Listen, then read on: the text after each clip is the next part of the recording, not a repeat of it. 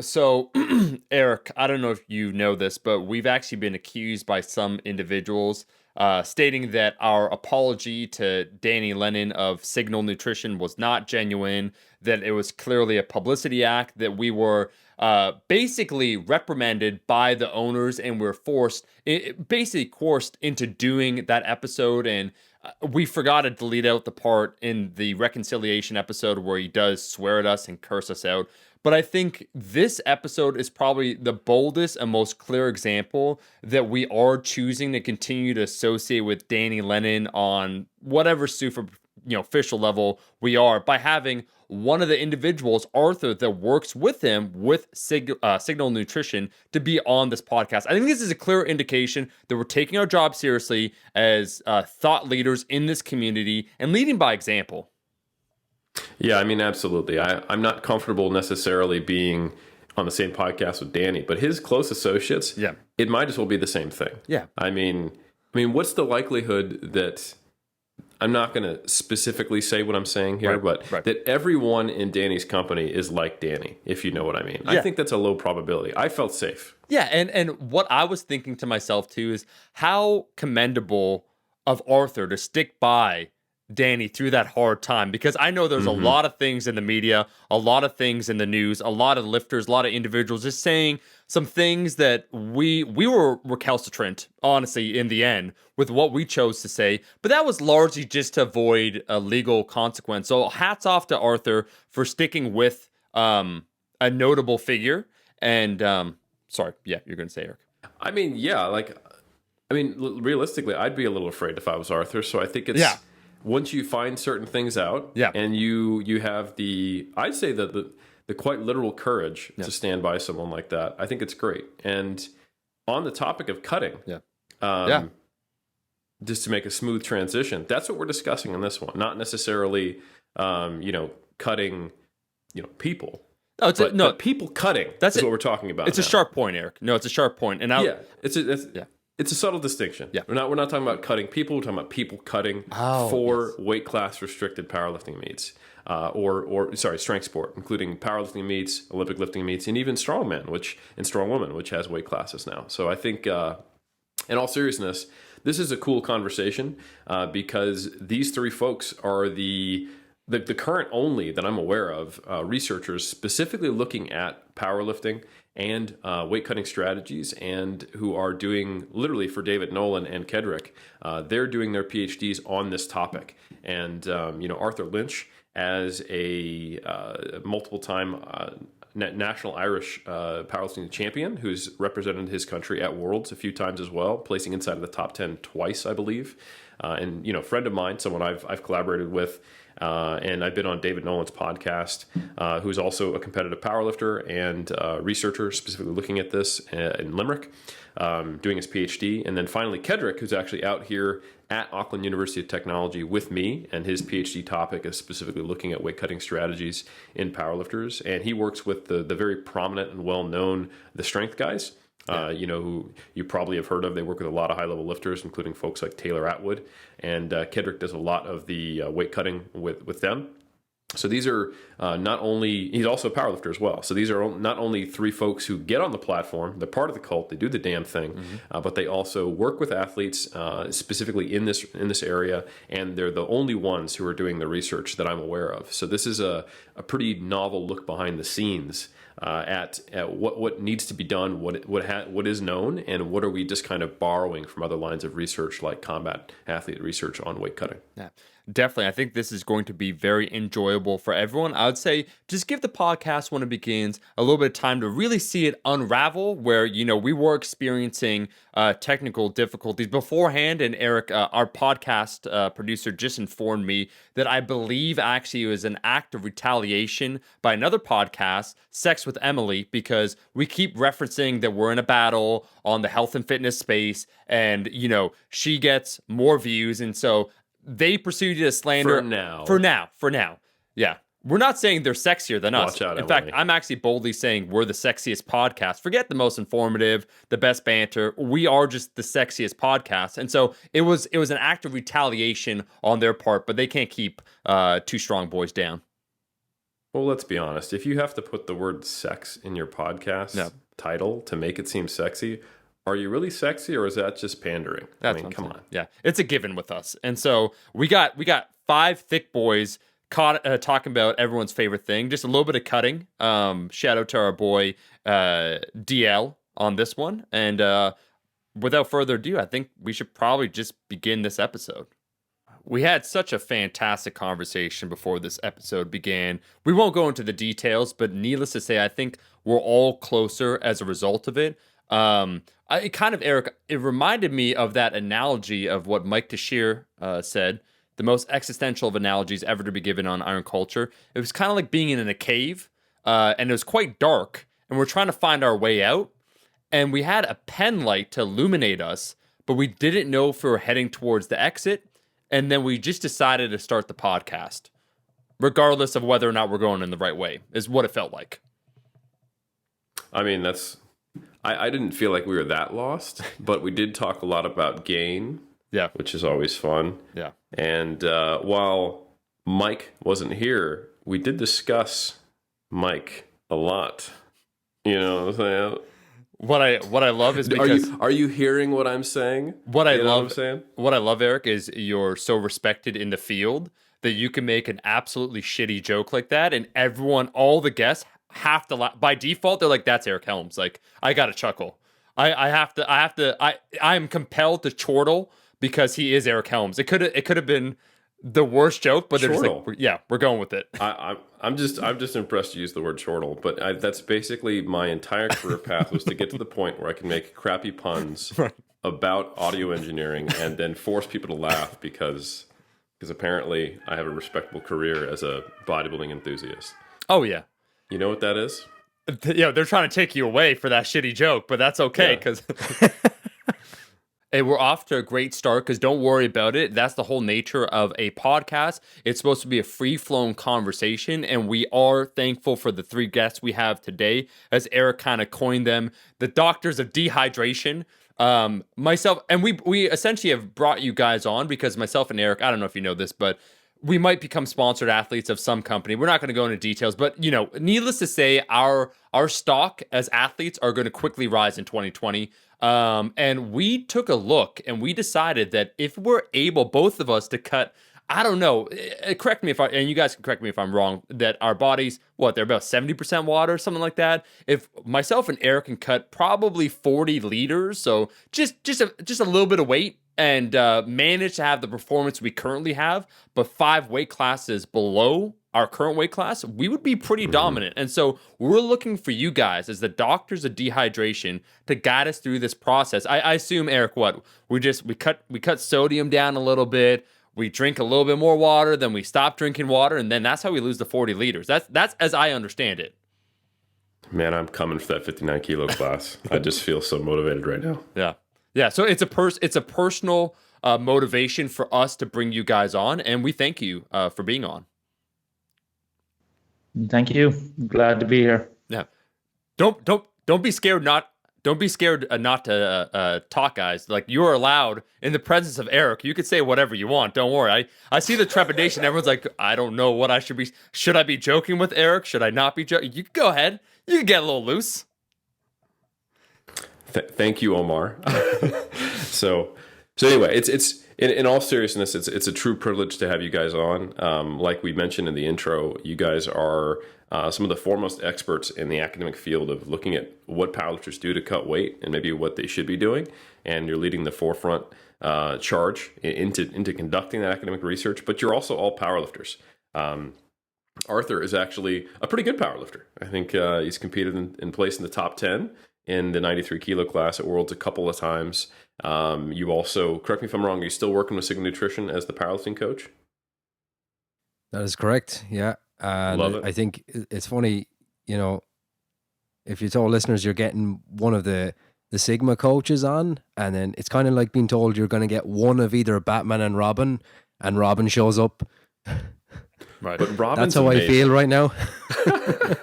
Yeah, but then they see Danny and your total, and you're like, oh, Robin's pretty good. That's all good. Yeah. So So we've got an Irish national champion in the house, coach for Sigma Nutrition. We've got David Nolan, host of the Synapse Performance podcast, and also lead author on a recent paper specifically on this topic. PhD students all around, and of course, my friend, my student, Kedrick Kwan here at AUT, doing his PhD specifically on weight cutting strategies, and also who works for the Strength Guys. So we've got a lot of practical experience as well as academic experience, which I think is great. So I think where we'd like to start is, can you just, for everyone who's listening who might not be a powerlifter and who might not be competing in the same federation that you guys all are, what is the state of a weight class restricted sport as a powerlifter? What do they need to do, and why is this something we should be focusing on? Don't all start at once. Yeah, so who wants to take that? I love the palpable tension that we have in here, Eric, of like who's gonna like. It's like someone fears saying the wrong thing. I'm gonna have to really like host this one. I'm gonna have to say a name and say you maybe can start. Maybe Kedrick take the lead on that, and then we'll add anything to it if need be. Thank you, Arthur. You're here for structure. I like that. So Kedrick, if you could start us off with what are the weight cutting demands of powerlifters, that'd be great. All right. So I think the biggest part would be first figure out how much time you have to rehydrate and replenish, right? Also known as like the post weigh-in period that you have. And I think a lot of us, Eric, you mentioned that Arthur is in the IPF. The Strength Guys predominantly coaches IPF lifters. And for David, I know you competed in a recent IPF meet as well. So for the IPF meet, IPF, which is the International Powerlifting Federation, not to be confused with the Irish Powerlifting Federation, which is also the IPF.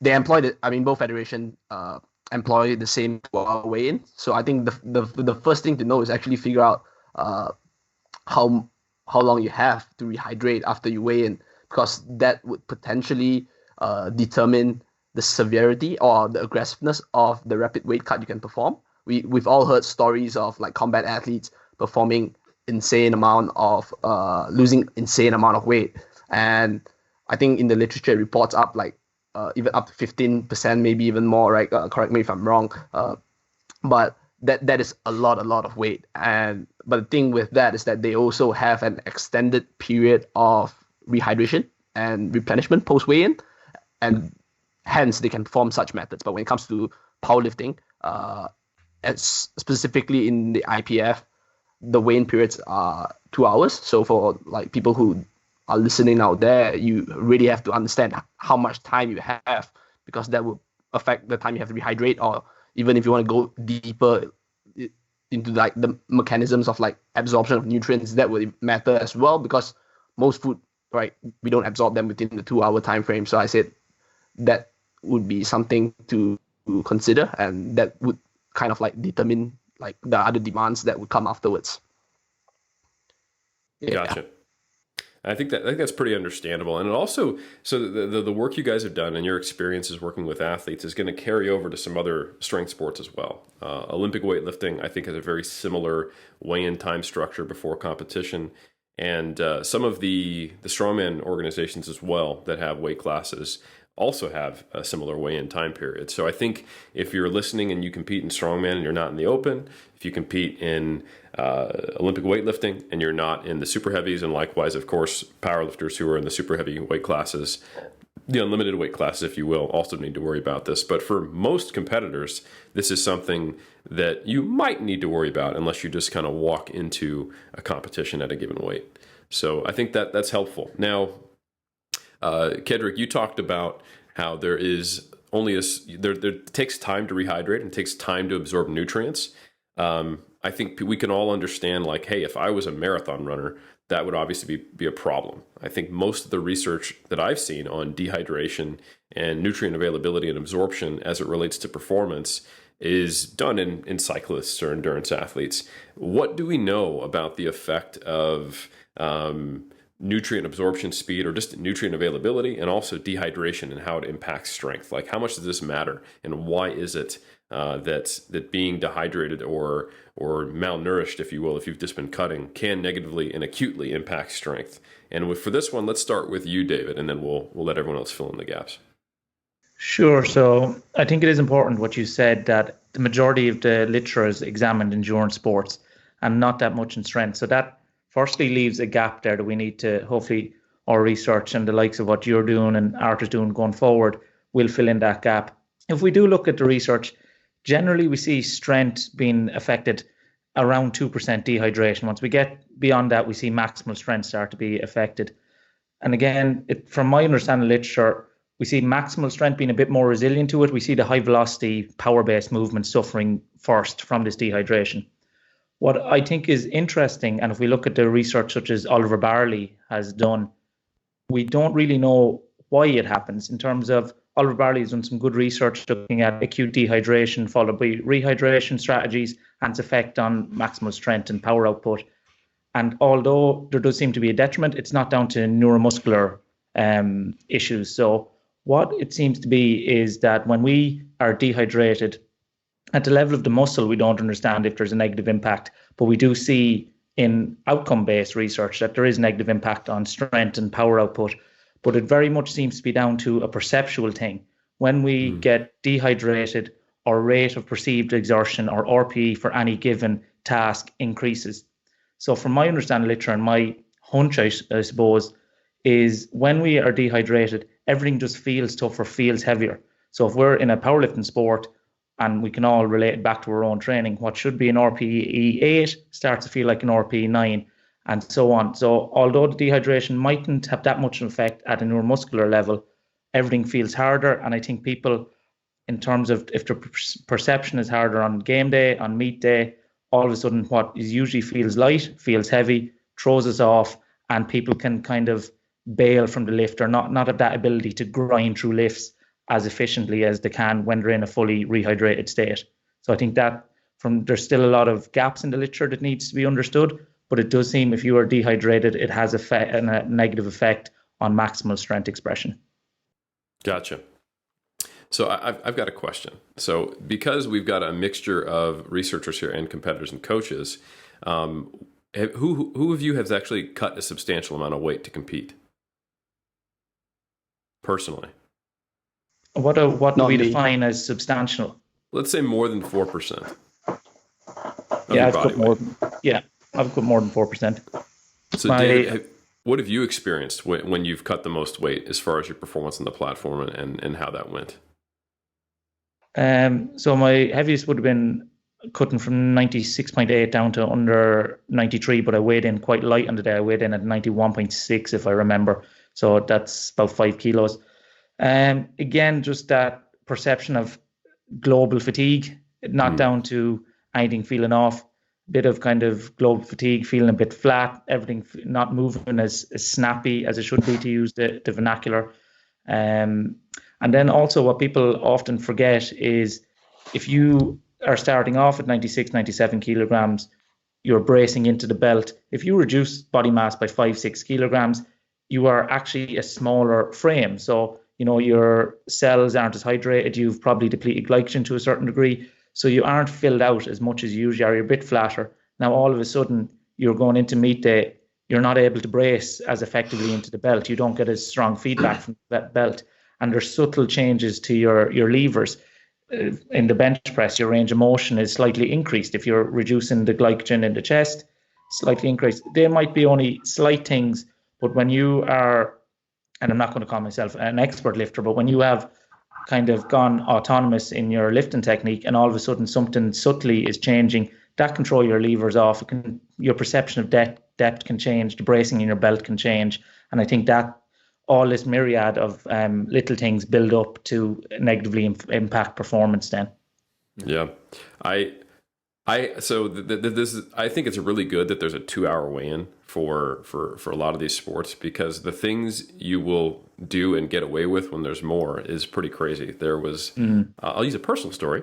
When I competed in the APA, which is the WPA's affiliate, it's kind of a smaller organization that was in California. There wasn't a lot of USAPL in Northern California at the time. So we're talking, I think, 2011.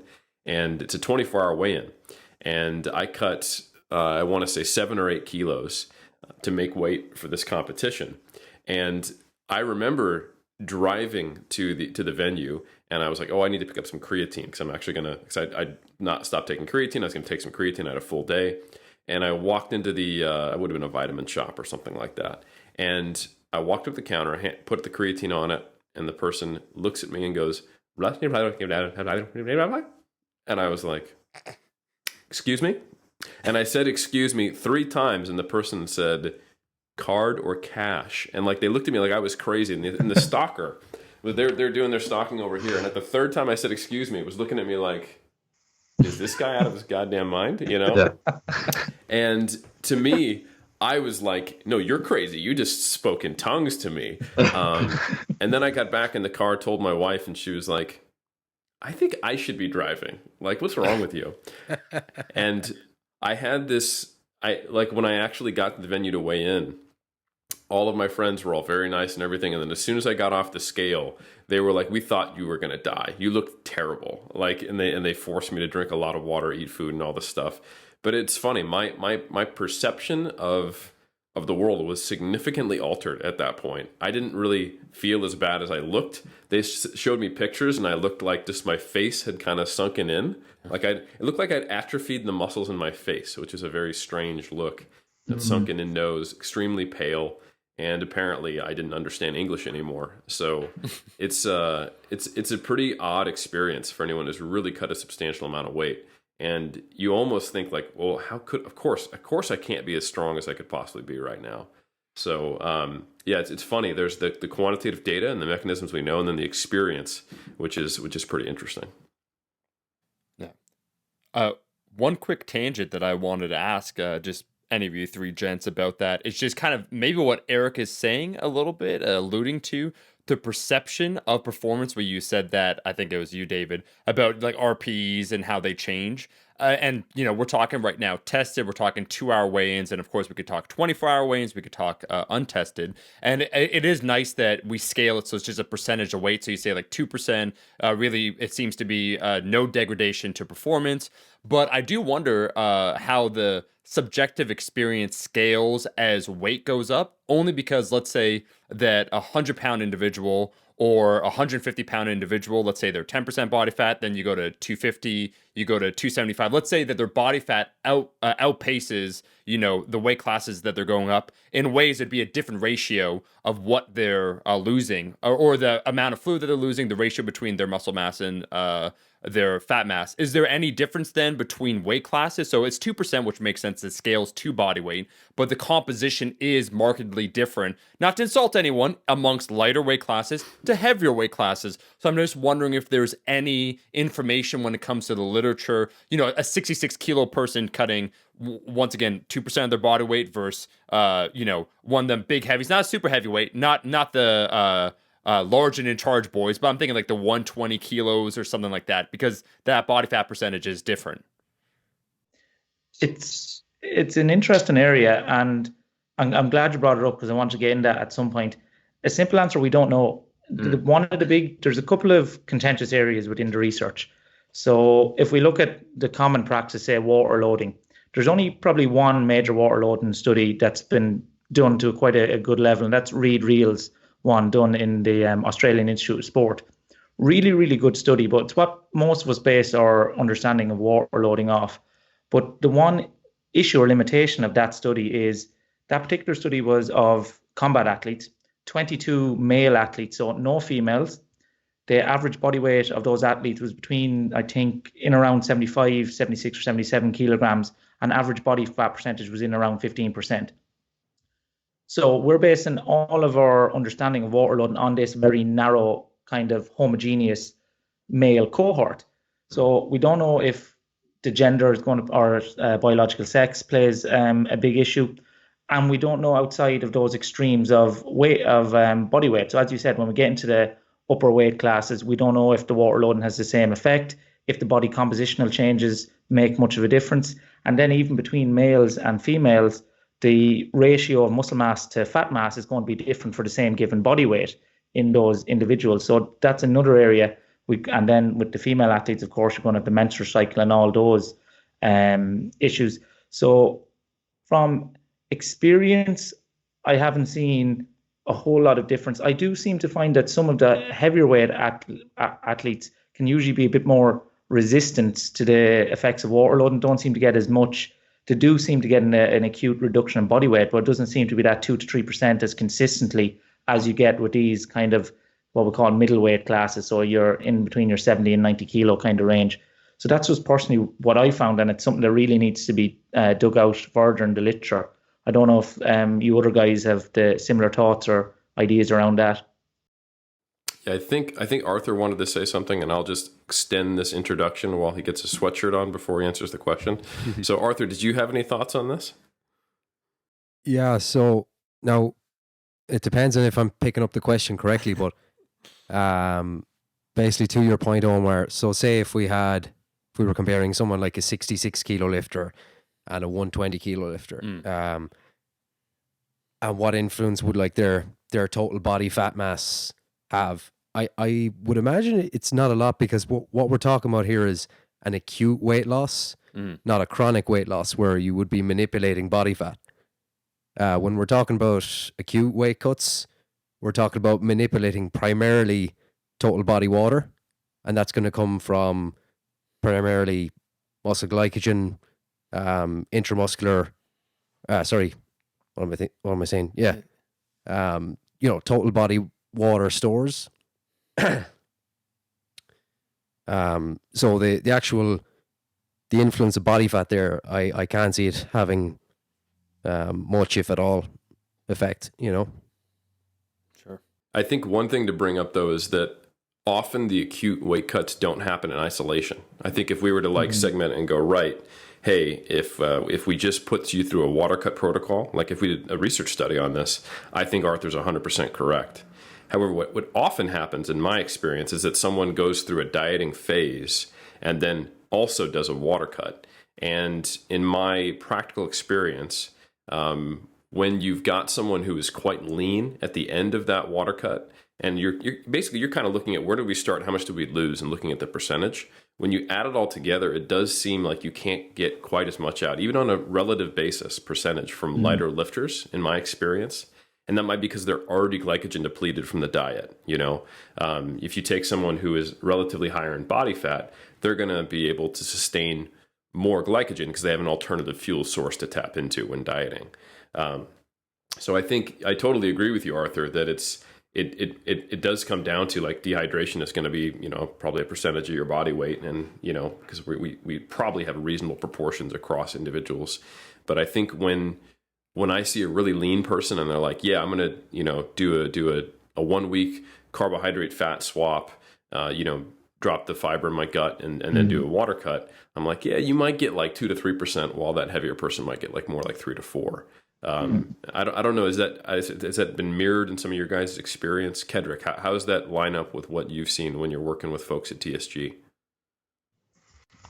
Right.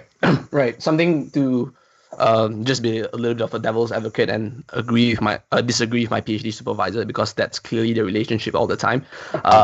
But this further kind of agrees with what David sees with his sort of like heavier athletes. There's a paper, very interesting paper by Schofstall and colleagues, if I'm not mistaken, it's done in 2010, where they looked at 1.5% dehydration via sauna and effects on the bench press strength. They actually show that after rehydration, the bench press strength returned to baseline. But the interesting point that I wanted to bring up wasn't on the results per se, but it was about like what the authors sort of like postulated in the discussion section. And they said that leaner individuals, or like leaner might not be the right word, but more like people that the individuals that have more muscle mass tend to like mitigate like the ill effects better. And they actually postulate that is because they probably have more like intermuscular fluid, so it's like easier for them to lose, right? So like we know that the amount of muscle glycogen you can store also depends on like how well trained you are and how developed your muscles are and how much they can store. So people that have potentially can store more glycogen could also store more water, because for every like I think 3 grams of glycogen store a gram of water. That could be a reason why that people who are on the bigger side, and not just bigger in terms of absolute muscle mass, but let's say they're big but do not carry as much muscle mass as someone who is like at a lower weight class but more muscular, might find it slightly harder to lose water, right? So I think in my experience working with leaner individuals versus heavier individuals, I would say absolute mass in terms of the ability to lose absolute mass would be higher, because let's say someone diet down, they definitely have more fat mass, right? Fat tissue to lose. But I've also, one thing I think that is a potential sort of like obstacle for heavier individuals is that if we look at the protocol by Read Real, you drink like 1 liter for every 10 kilo of body weight you are, right? Which means that if you're 120 kilos, you have to drink 12 liters of water, right? That's a lot of water, regardless of how big you are as a human being, especially if you don't drink a lot of water to begin with. So while coaching athletes, you kind of have to like base like take their word for it and say like, yeah, I've finished all my water today, right? But you can't really be 100% sure, especially by the sole fact that drinking 12 liters of water is really, really difficult to begin with. So I would say that could be a confounding variable. It's just lack of adherence, just to sheer difficulty of doing so, and that could potentially affect how much fluid that you sort of like lose when you actually start reducing your water intake, fluid intake one day out.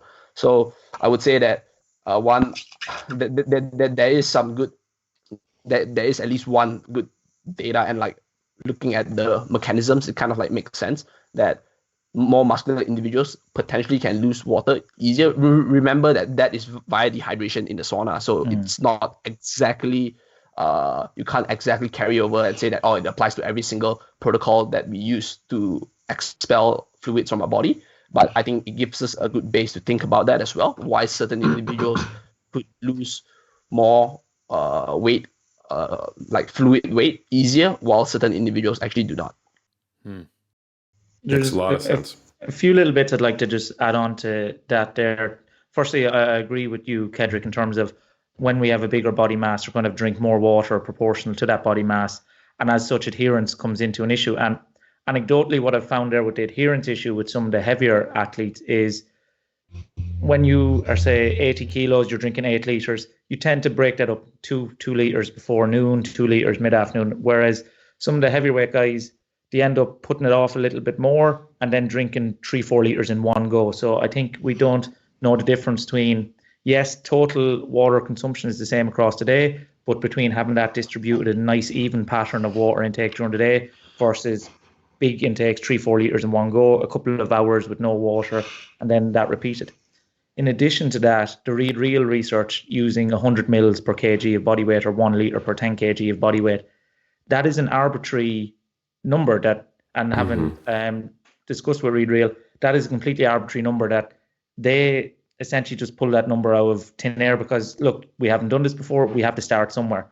So what I would like to see is research looking at different dosing strategies. So we don't know, a nice study could be 80 milligrams per kg versus 100 versus 120. And we may see with these bigger athletes that we need to scale the amount of water even possibly higher, or that they might respond to a different dosage in that. So that's something that, again, needs to be dictated in the literature. What is the optimal water intake for a water loading strategy?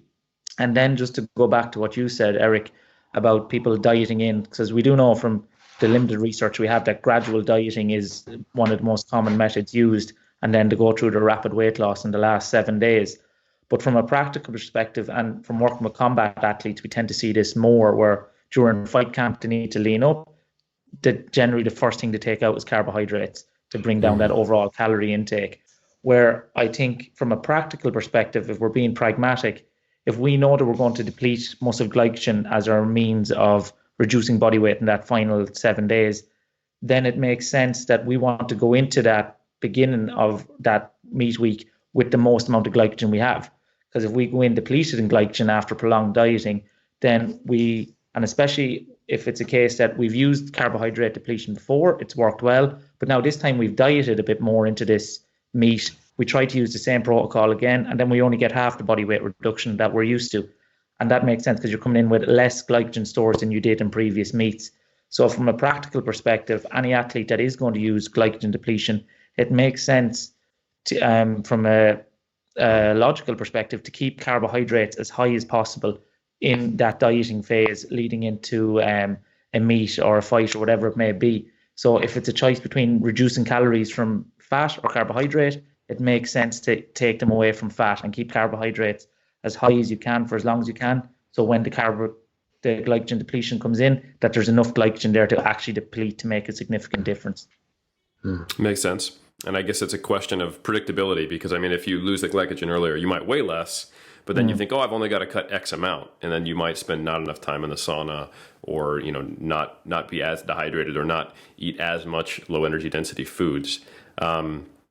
And I'm realizing now that I'm talking about energy density, and we're talking about sauna, we're talking about all these different methods, and people are probably going, what the hell are you talking about, if they're not familiar?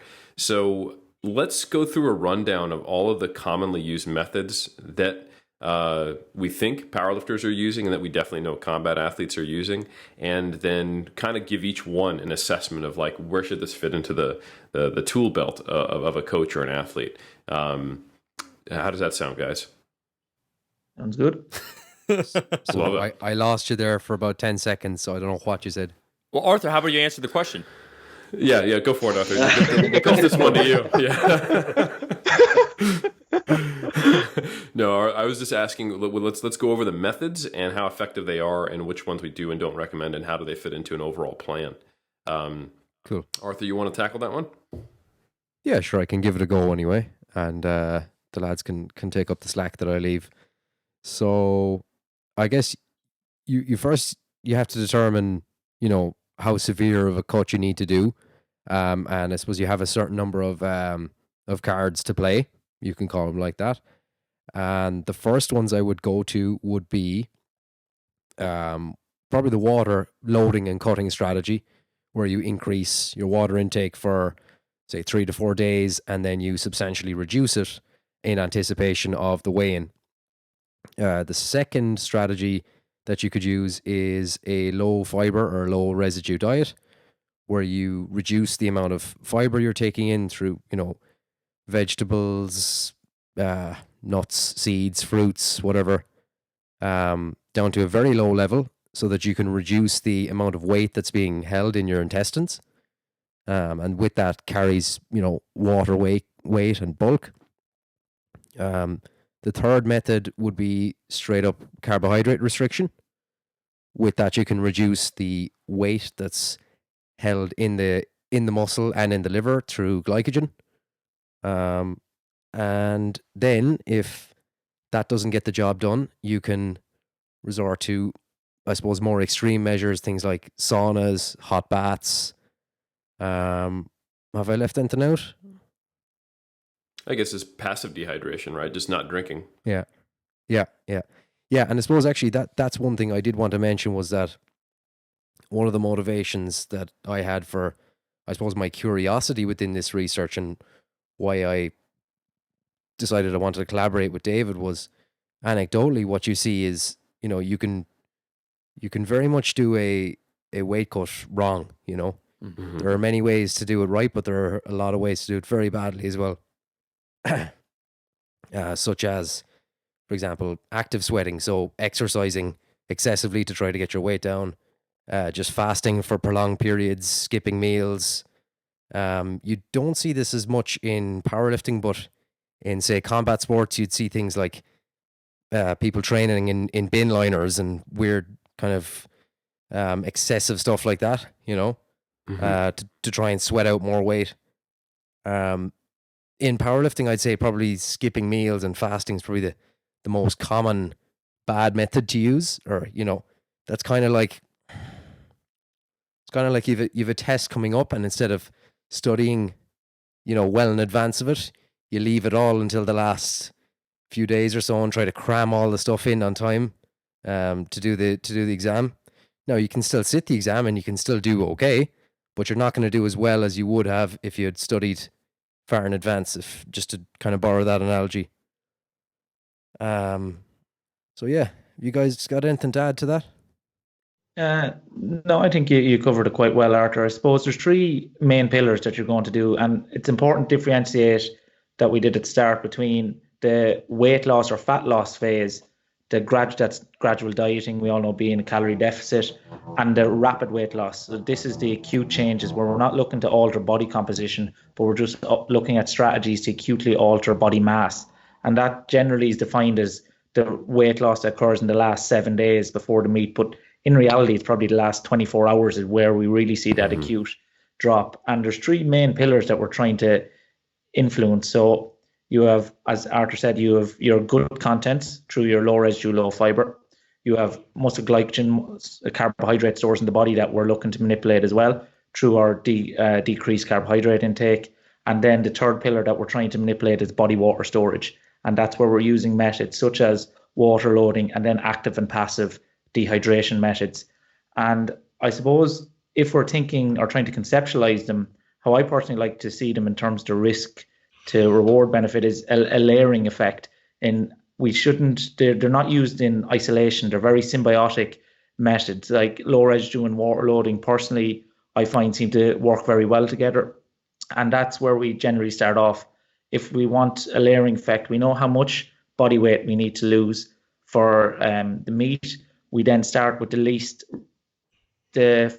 methods that have the least risk of detriment on performance. So that's where we'd start with our low residue and water loading strategies. If we can get away with that, we'll stick with that. If that's not going to be enough, that's where we come in with some of the mild carbohydrate restriction on top of that. It'd be my next go-to. If we're not getting the job done there, I'd probably argue that you've come in too much overweight a week out if it's a powerlifting context with a 2-hour weigh-in. I don't like to bring in some of these more active dehydration strategies as such, but that would be our last port of call then. We've used our water loading and low residue and our carbohydrate restriction. If we still have more weight to lose, that's when we get into some of the more active and passive dehydration methods. And at this case, we just use active dehydration methods until we achieve the desired weight. So that's where we bring in stuff like saunas, hot baths, towel wraps, bin bags. But again, for a powerlifting context, I think that should be avoided pretty much at all costs, unless it's deemed that's going to give you competitive edge for whatever your rationale is. But we do see that much more common in the combat literature.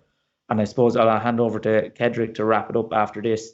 One thing that the idea I've been thinking about, and I'll give credit to my friend of mine, Danny Lennon, we were chatting about this idea, is like everything in sports science or this, we always seem to come back to find things on a dynamic continuum where it's not if something is a good or bad method, it's in what context is it a good or a bad method. So like that, if it's moderate to even high dehydration for a 2-hour powerlifting meet, that's a pretty bad idea. That's probably not a good idea to use that. If we're going for a championship fight where we've 30 to 36 hours recovery window, now dehydration has moved from quite a risky method to low to moderate risk. So you have to look at all these methods within the context of the weigh-in, how long you have to recover afterwards. And then individual preference, I suppose, has to come down to some degree as well. But that's how I would structure it. Water loading and low residue are your first port of call, carbohydrate restriction on top of that, and then your active and passive high dehydration methods, then it'd be the last port of call for a powerlifter or strength athlete. I don't know if you've any ideas around that, Kedrick. Right. I think that Arthur and David, you articulated the points quite well, so I won't go over the same thing because I largely agree with the two of you. I think one thing that I really like the point, David, that you brought up, that it's specific context when it comes to combat athletes. I think it reminded myself of one of our private conversations that David and I have, because we always have our own private conversations where we were talking about the differences between the strength athlete that has a 2-hour weigh-in versus a combat athlete that has 24 to 36 hours of weigh-in. And then we said, like, yeah, for the strength athlete that has a 2-hour weigh-in, if that person doesn't perform some form of rapid weight cutting strategy, it's still like acceptable. But I think David mentioned that he heard a coaches combat athlete that said, yeah, even though you have a 24-hour weigh-in, you're not going to cut weight at all. And if we evaluate that and we think about it for a second, is that, how much weight can you potentially lose in 2 hours? Your competitor is probably going to be maybe 3 kilos heavier than you, right, on meet day. And that weight isn't directly affecting you. But in a combat situation, things like MMA, and you have 24 to 36 hours, and if you're just adamant on not performing any form of rapid weight cut, provided that it's not a health issue or whatever, your competitor might be 10 kilos heavier than you, right? And that guy will pummel you to death, right? And when it comes to sports like jiu-jitsu, where that guy's just lying down on you, you'll be stuck, right? And that is the context of framing stuff to say, specific context would tell us what is the appropriate method that's being done. I'm not saying that you have 24 hours. It means that you have to push it really aggressively. But like what David said, the reward becomes higher and the risk becomes lower. Whereas in powerlifting, because the period of weigh-in is so small, the reward to risk, the risk is potentially much, much higher. And I think to frame it, another point that I would like to say is that alluding to all of the other methods that are being used, that everything that we use, the reason why Arthur and David sort of layered it in that way is we potentially find something that's less stressful to the body, and the most stressful would be sort of the last resort, right? And when we look at combat athletes, we look at them exercising in their rubbish bags and stuff, or suits to make them sweat. That is probably relaxing to them, this is my leisure activity, right? MMA athletes, combat athletes, they go through some of the toughest training, right? Every session is they're probably gonna die, but they still stay. Dude, RPE 5. My session is RPE 5, right? And I think it's also from the culture where we don't really give up. We need that mental fortitude and resilience. So whatever it is, we just suck it up, So when we look at how a powerlifting meet is sort of scheduled, the last week is usually the taper week, right? Most people would hit heavy singles, multiple sets of heavy singles 2 weeks prior, and then last week they sort of taper, go through a deload, and that is the time where people should be dissipating stress and fatigue. But if we just chuck on a lot of stress through all that random rapid weight loss methods that people would use just because they think they should and can, then typically I would say it kind of defeats the whole purpose of a taper to dissipate fatigue, right? And when we look at the combat athlete, they are used to exercising at a high level, high intensity, extended duration. So they are walking in a rubbish bag. It's nothing. But for powerlifters, we are some might not even say we are athletes. All right, yeah. That's a hot take right there, kid. Right? Yeah, that is quite important, because anyone that has had the privilege of working with combat athletes, they are by far the easiest athletes to work with. They're like robots. You're getting in that sauna for 2 hours with no water, and okay, that's fine. Will I stay in for 3? It's no. But they will, in terms of weight cutting, they will do actually anything you ask them to. So as you said, that is something it's an important point, Kedrick, that combat athletes are probably the most badass athletes you come across with. They will suffer and go through pain and not complain whatsoever, where we have some powerlifters that can be sensitive at times. Well, I guess that makes sense. If you ask me, hey, would you like to cycle in a sweatsuit in a sauna? I'd be like, oh my God, no. Then if you're well, the other option is an arm bar and getting punched in the face, I'd be like, yeah, I'll cycle in the sauna. And I think in the combat, sorry for cutting you off, Kedrick, in the combat sport context, another motivation for if they don't make weight, their purse is halved. So that how much they get paid for the fight generally is cut in half if they don't make weight. So their very first job is to make weight and make sure that they potential to get their full salary for that fight. Yeah. And the thing is that when we look at the research, right? I mean, David, for your paper, and similar to what I found with the athletes at Worlds, a lot of powerlifters, they tend to use the methods we use, gut volume, water manipulation. But when we talk to people in the combat sport and looking at the research, they always say we exercise with like sweatsuits. That seems to be like the preferred method. And like it struck me that in 2018 when I was at Worlds in Calgary, where that was my first introduction to this whole field, where I was collecting survey data there, and I was watching the 105, supporting like Bryce, and Bryce's dad used to like do some form of combat athlete, and we were just like doing the intermission where Bryce's brother is actually a combat athlete, so that's where they have that experience in the family. Yeah, so I was just speaking to his dad, right? And the dad is like, yeah, the first method we always use is like some form of exercise in some form of like garbage bag or sweatsuit. Like that's the first thing we usually go to. And for them, like that stressor is relatively lower to whatever they have done prior, so they can actually handle it. But I mean, like let's face it, right? Like for a powerlifter walking up a flight of stairs, that's like immense stress. We need like stereotypes. We need like a 2-week deload after climbing like 5 flights of stairs. So like I think like exercising, inducing additional stress through exercising in attempts to lose fluid might not be the best, because we just might not recover from that additional stress that has been chucked on top of like all the other random stuff that people like to do because they can. And there are some cultural elements to it, but I think you highlighted very important that within powerlifting, making weights, just we don't have that much of an emotional attachment to it. It's just something that we have to do. You have to get weighing. Where within combat sports, there is a history of and a perception within combat athletes that the tougher the weight cut is, the more advantageous it is to you. So it's almost a badge of honor within a lot of combat sports that the weigh-in was tough. And from working with combat sports myself, I've seen when an athlete, say, usually is tough weigh-ins, they're using inappropriate methods, and then you come in and help them make weight easier. The first thing is, oh, that wasn't too bad. Do you reckon next time I could make the lower weight class again? So it's that perception of that was easy. Let's make it harder next time. And I've even had some coaches make comment upon how that weight cut was too easy for them, and have this opinion that the weight cut should be difficult. That's part of the discipline of the sport, is going through some degree of suffering within the weight cut that gives you this psychological edge over your opponent in the fight itself. So there is some cultural differences there, and the influencers on weight cut practices is something that has to be acknowledged. That's interesting.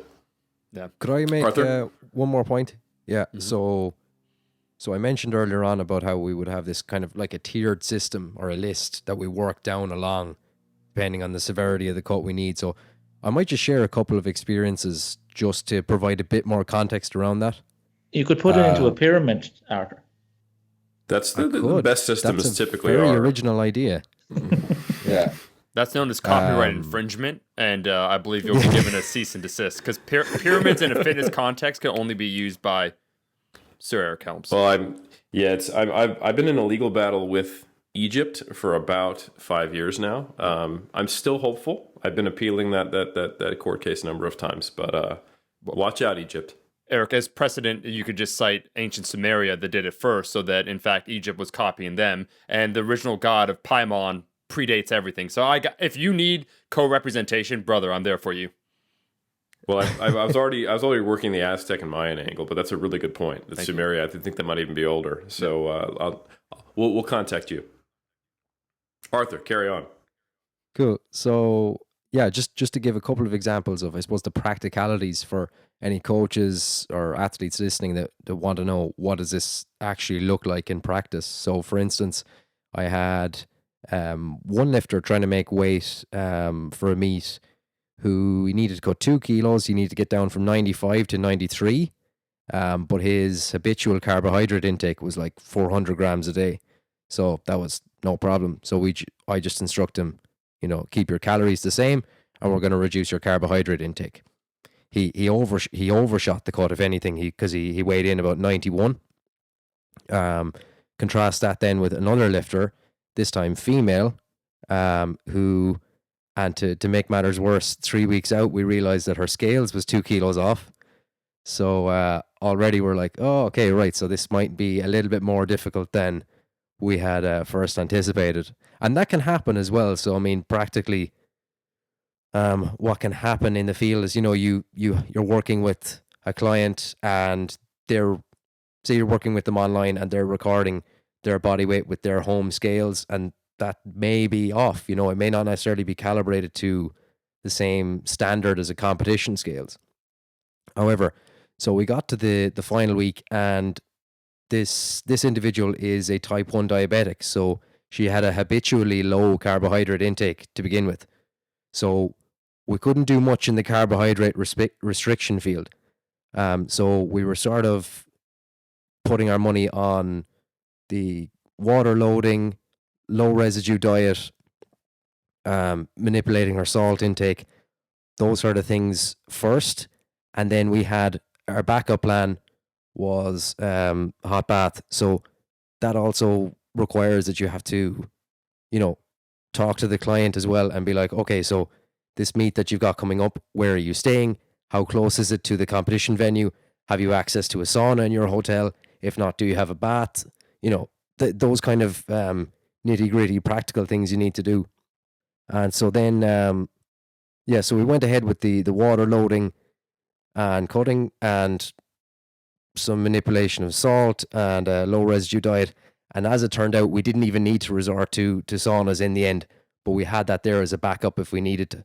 So that was just kind of give a bit of context and how different scenarios can require a slightly different strategy. Mm-hmm.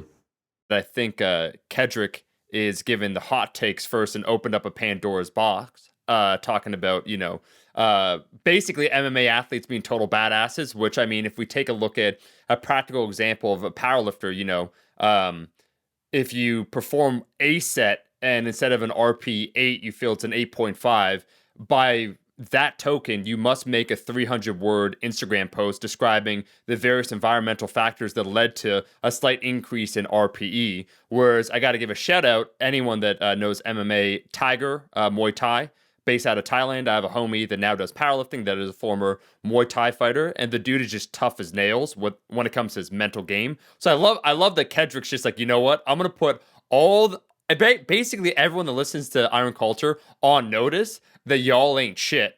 But it does lead to an interesting question. And you said you had a survey, which is what made me start thinking about various things. Or you were at the IPF World in Calgary, where earlier on, and I like the practical application. So we defined kind of what dehydration or what a water cut is, and then gave examples. Then Arthur gave some practical case studies. I'm just curious because given at the start of the podcast, we're given the figure of roughly a 2% decrease in total weight is kind of safe, no degradation of performance. But what are the practical numbers that we see amongst the top level competitors?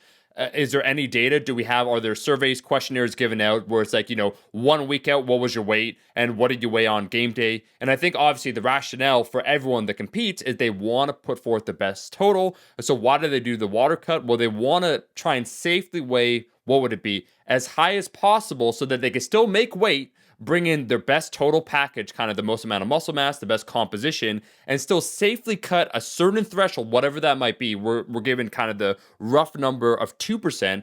But when it comes to practical examples of top level competitors, does that check out? Like, what do we see across weight classes? What do we see across competitors, both from a coaching experience and maybe any data that we have, any questionnaires? What does it look like? Because I think anyone that gets, if you're a powerlifter, you're looking to min-max everything, your range of motion, your squat depth. And so you'd be thinking also about, so how much water can I truly cut, or what can I get away with and still perform well? So I'm just wondering what the data shows for you four gents.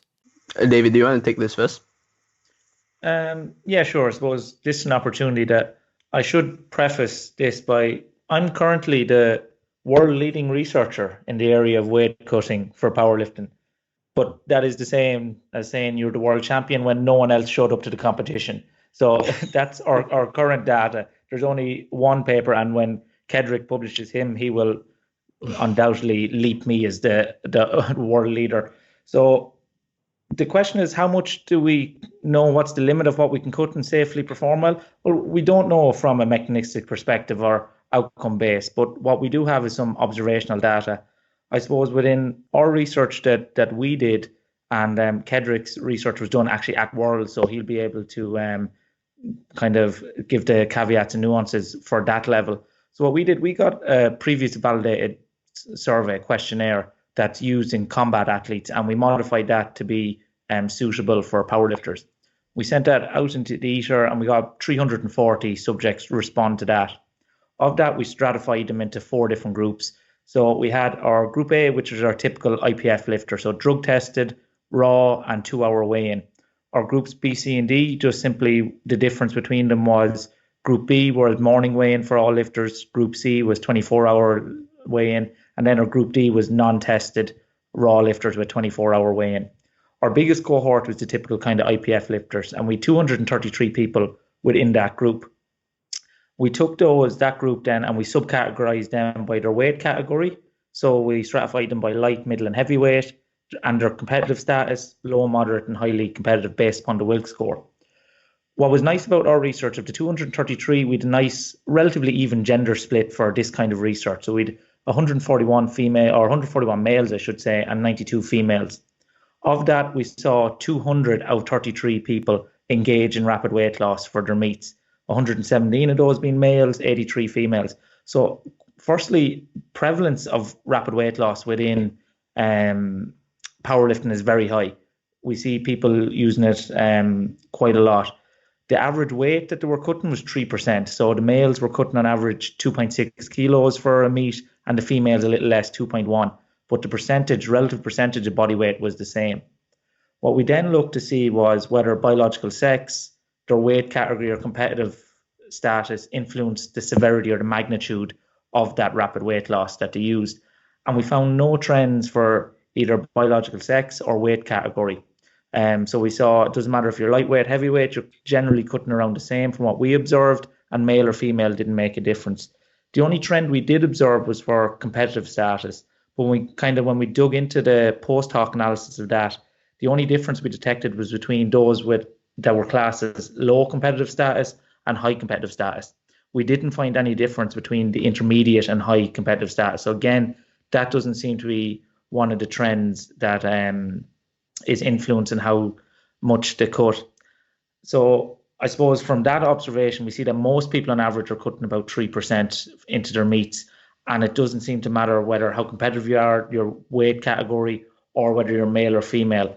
So from that raises the kind of issue that it's not that people are cutting because they think they're going to win. Everyone seems to be cutting right across the board. So that then posed the question of, why do you need to weight cut, or should you even weight cut? And for the vast majority of people from the research, they probably shouldn't be doing it, but they still are.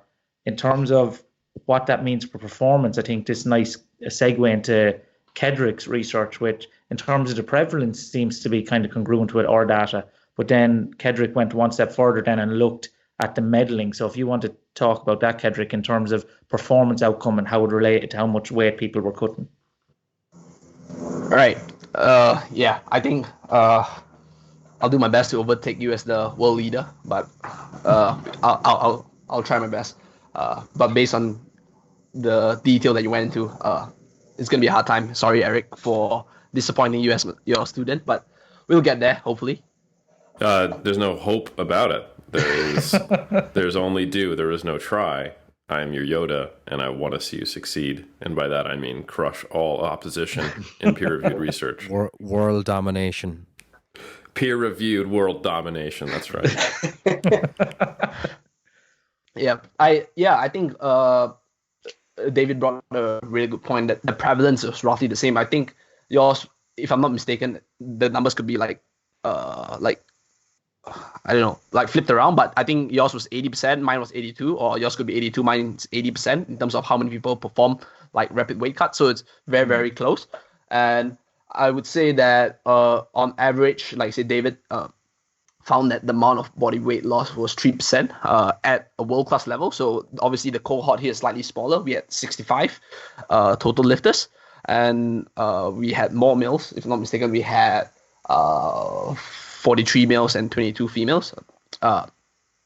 Maybe because the girls find a random guy collecting survey for a little bit intimidating, and they didn't want to fill out my survey because, for whatever reasons. But I think that when we look at that, we found that the elite powerlifters on the world stage, they cut around 4%, right? And we used a similar survey where David used. So the survey was made by Artioli and colleagues in 2010, as it validated in combat sport athletes. So we modified it slightly to fit the requirements of for the strength athlete.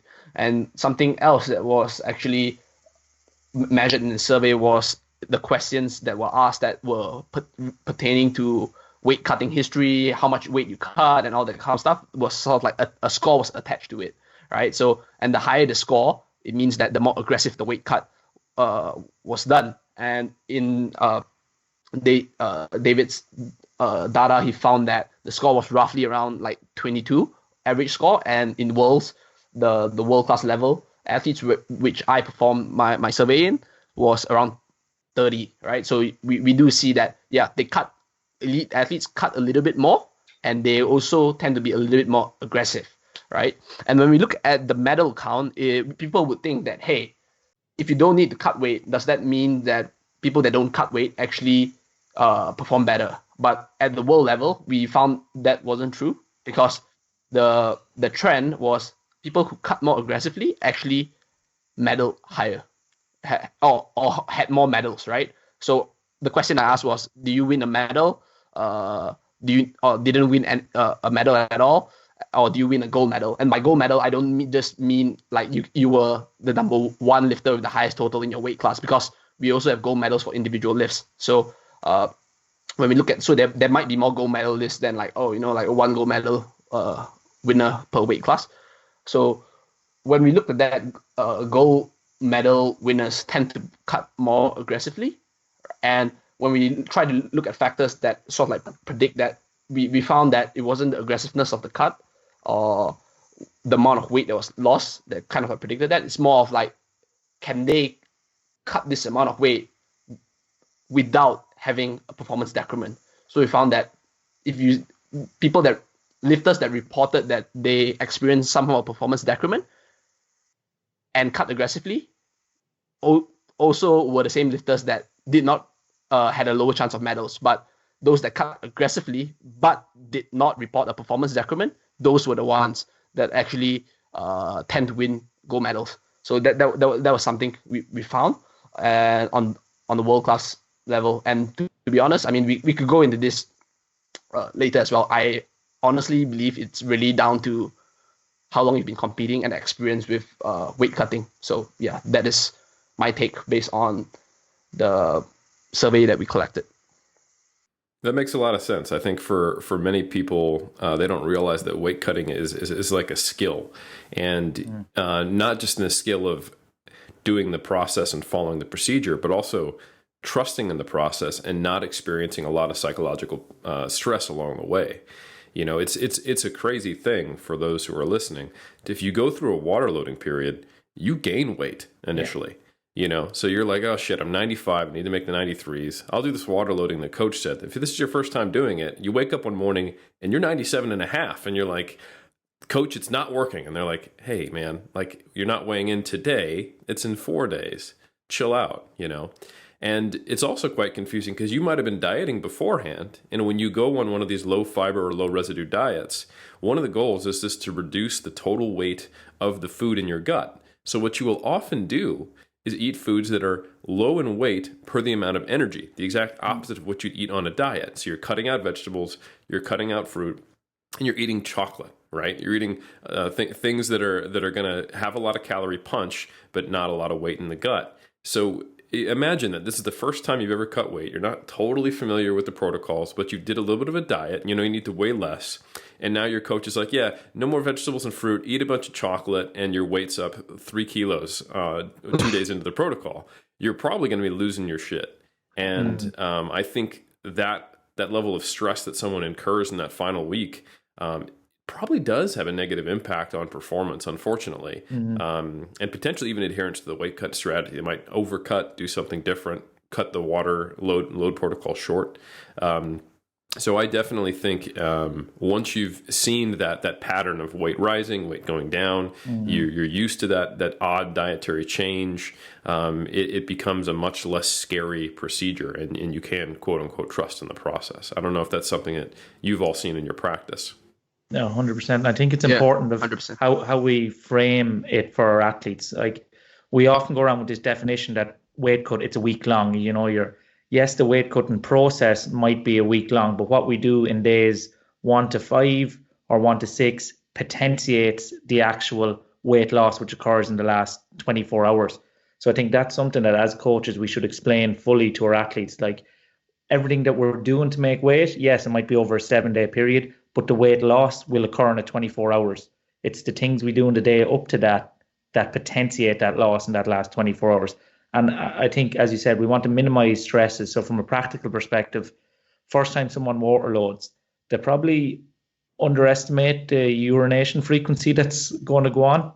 So like that, in terms of practical advice, like probably best to put a 5 litre empty plastic bottle in the backseat of your car. You may need it at some point during the week, that we're not having these additional stressors coming onto our athletes that they haven't found themselves in before. That totally makes sense. One thing I realized we didn't cover is there's been this assumption. Hey, we mentioned that Reed Reel did some research on water loading, and that's the kind of the go-to strategy along with reduction of fiber in the gut. How much more effective is water loading than just water cutting without the load prior? So off the top of my head, in Reed Reel's research, the water load plus restriction was 3.2% acute reduction in body mass. The control group was 2.1%, I think, off the top of my head, but I'm open to correction on that. So you seem to get an extra percent in body mass reduction when the water load occurs prior to a day of water restriction. And if I recall correctly, both of those protocols included a low fiber diet as well. So that's kind of the combined effect, right? Okay.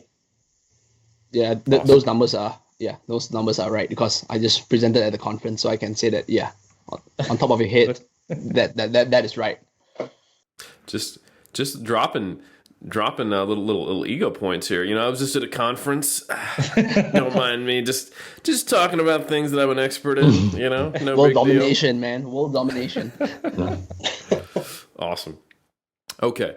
So I like this kind of layered approach we have, where water loading, which is not, you know, you're not actually having to get induce heat stress to lose water. You're just increasing your urinary output, and then I think, to me, it seems like probably the least likely to cause any issue, except maybe making your belt looser, would be reducing the total gut load. And that seems like it would be something that's probably scaled more to your food intake or your bowel frequency. I don't know if that would be as predictable of a loss. What have you all seen in practice when you do low fiber or low residue diets with individuals? How much do they typically lose? Is that something you guys have ever done in isolation?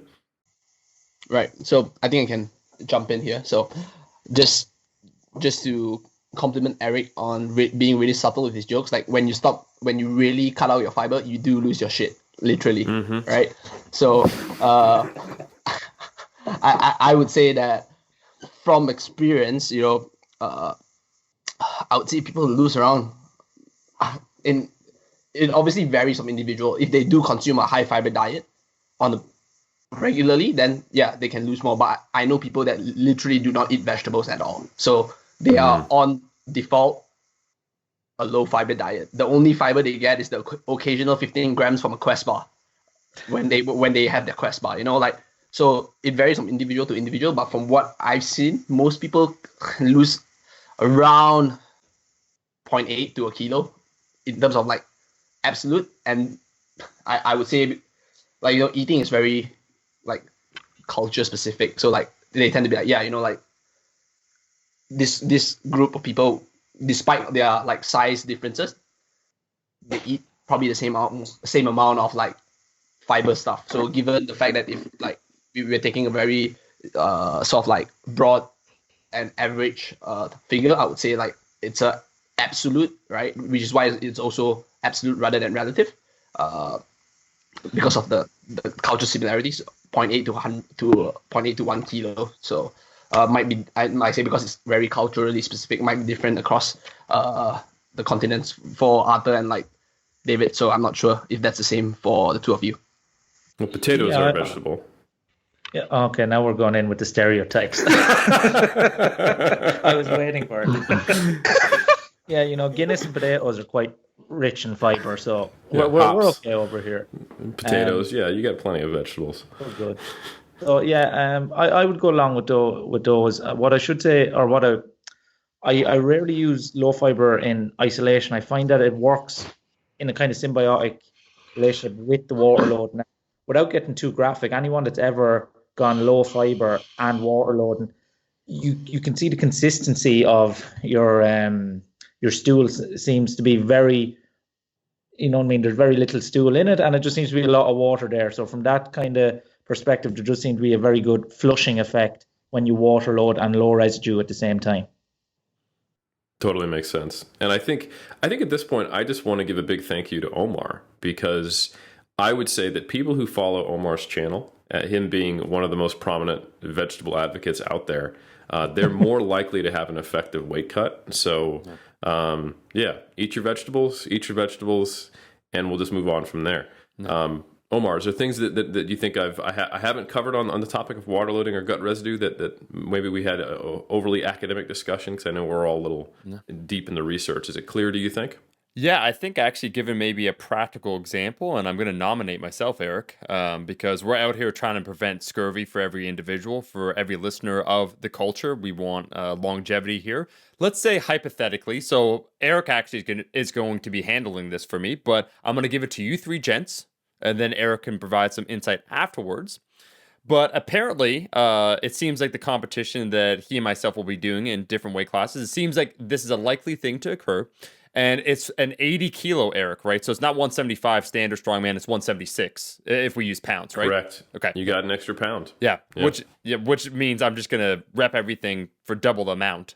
So here's the situation, boys. Let's do a first time individual that wants to do some water cutting. I've never done it before.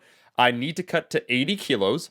I currently weigh right now 82, so 181 pounds. I will likely, before that, so I have 10 weeks, and I'll likely maybe get up to 83 kilos. Let's just make it more difficult, because 82 to 80, it's too easy. Let's just give an extra kilo just to provide. So we're north now of the 2% weight that you said is very safe to cut. So let's go. I'm 83 kilo and I'm a month out now. I need to be 80 kilos. It's a 2-hour weigh-in. I've never done it before. I do eat, my food intake is homogeneous, so I eat the same thing every day. Day to day, I would say it's moderate volume. So just your typical oatmeal in the morning, rice, chicken, vegetables, and then some sort of other meal like that. So I probably have your typical food volume intake. What other information do you need to know? Let me know, but walk an individual through then a water cut, or what you would do in. Yeah, go ahead, David. Do you supplement with creatine? That's a personal question, but I will answer because I feel like I have to be transparent for this episode. Yes, I do. 5 grams daily. I suppose I can start it off and the guys come in. So 83 to 80 for 2-hour weigh-ins, not a big deal. That first of all, I wouldn't be doing any gradual dieting probably leading up to that. You should be fairly okay there. Then in terms of your week, what we're going to look, if you haven't done water loading before, we've no history to base it off. We'll go with probably the standard approach of a litre per 10 kg of body weight. So for you in that, if we're weighing in, let's say the weigh-in is hypothetically, let's say Saturday morning. So if it is Saturday morning, then we're going to do 3 to 4 days of elevated water intake.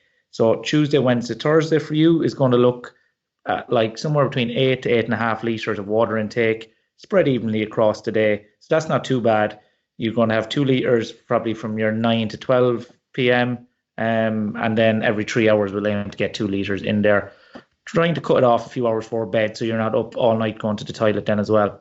So that's your Tuesday, Wednesday, Thursday.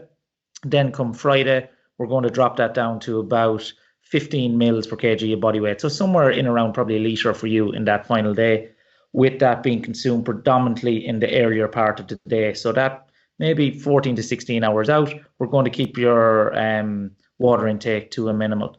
So we should see a discrepancy there in terms of body weight coming down. In conjunction with that, we'll probably switch to low residue for our Wednesday, Thursday, and Friday. So probably that 2 to 3 days prior to a weigh-in Saturday morning. I would also recommend reducing or stopping creatine supplementation in that final week. Since you are habitually with a high creatine intake, we would expect to see a decent enough reduction then in body water in conjunction with the low residue and water loading protocol. Personally, what does that low residue diet look like, if in practical terms, just for our less nutritionally savvy listeners? So pretty much a healthy diet, flip it. You're going, as you said, you're going for things that are energy dense, probably low micronutrition in them to a certain degree, and low food weight. So typically you're looking at things like peanut butter, oils, fats, things that are packed with energy, so you can still keep your calories relatively high, but the actual weight of that food is quite low. So you're avoiding vegetables, nuts, things, or vegetables and fruits, things that are high in fiber. You're looking to switch it out predominantly with oils, fats, nut butters. And then in the final day, I like to switch to things like Skittles, these kind of confectionery products, stuff like that, that you can still get in a decent amount of carbohydrates, decent amount of energy, but they actually weigh very little. So I think for your situation, Omar, water load and creatine reduction and low residue is probably going to achieve that weight loss for you.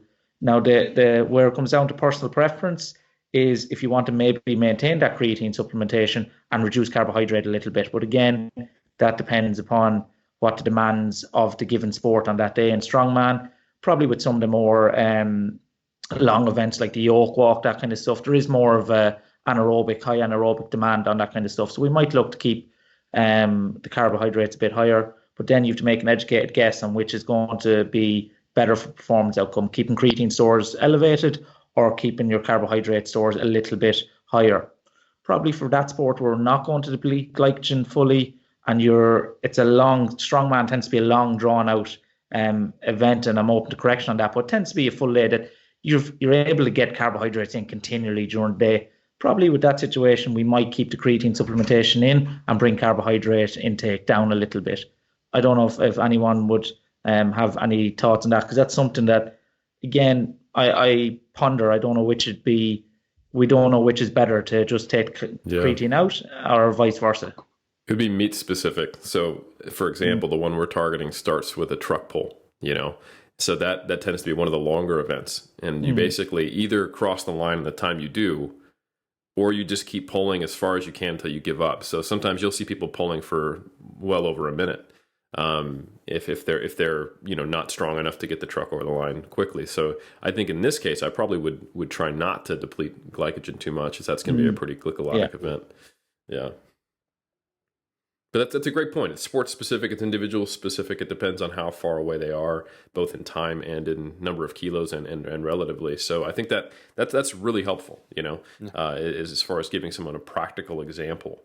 I think that's also helpful because now we've talked about powerlifting, we've talked about other types of performance. I would guess, and correct me if you guys think I'm wrong, that powerlifters and Olympic lifters pretty much have the exact same guidelines as far as the follow through and the demands of their sport. I think they're similar enough that I wouldn't expect to see any difference. But a strong man or a strong woman trying to make weight, I could definitely see there being some nuance there. Anyone disagree on the Olympic lifting, powerlifting being the same? Well, good.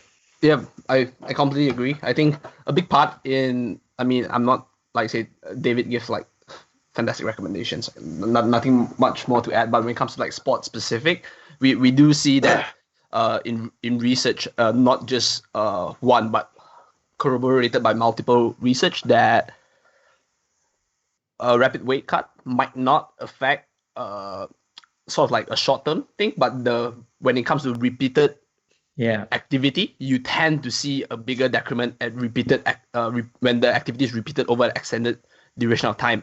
So when it comes to powerlifting and weightlifting, like say 9 attempts, weightlifting 6 attempts, not the decrement probably isn't there, but when it comes to like strongman, where the activity is more like say glycolytic in nature, more spread out, more extended, sometimes even more repeated when you have like more repetitions, right? Like people like doing the deadlift on the like car deadlift for like as many reps as you can, or even like you walk Sometimes up. outside and in the heat.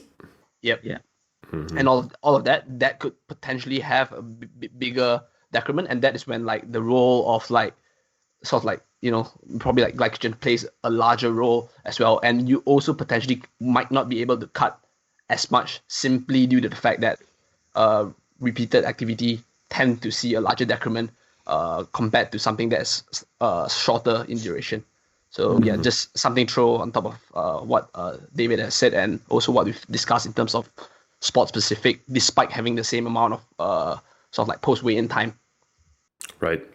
That's really Could I helpful. pose a question? Please do. Please, yeah. So I'm conscious of the fact that up to now we've talked all about the weight cut and very little about post weigh-in. Now I might be jumping ahead of what you were about to ask, but if we took, for example, IPF powerlifting, where you have a 2-hour weigh-in, and I'm raising the inverted commas there, because if you think about it, depending on, you know, what sort of lot number you're given and whether you're the first or second flight in a session, that 2-hour weigh-in may in fact be 45 minutes.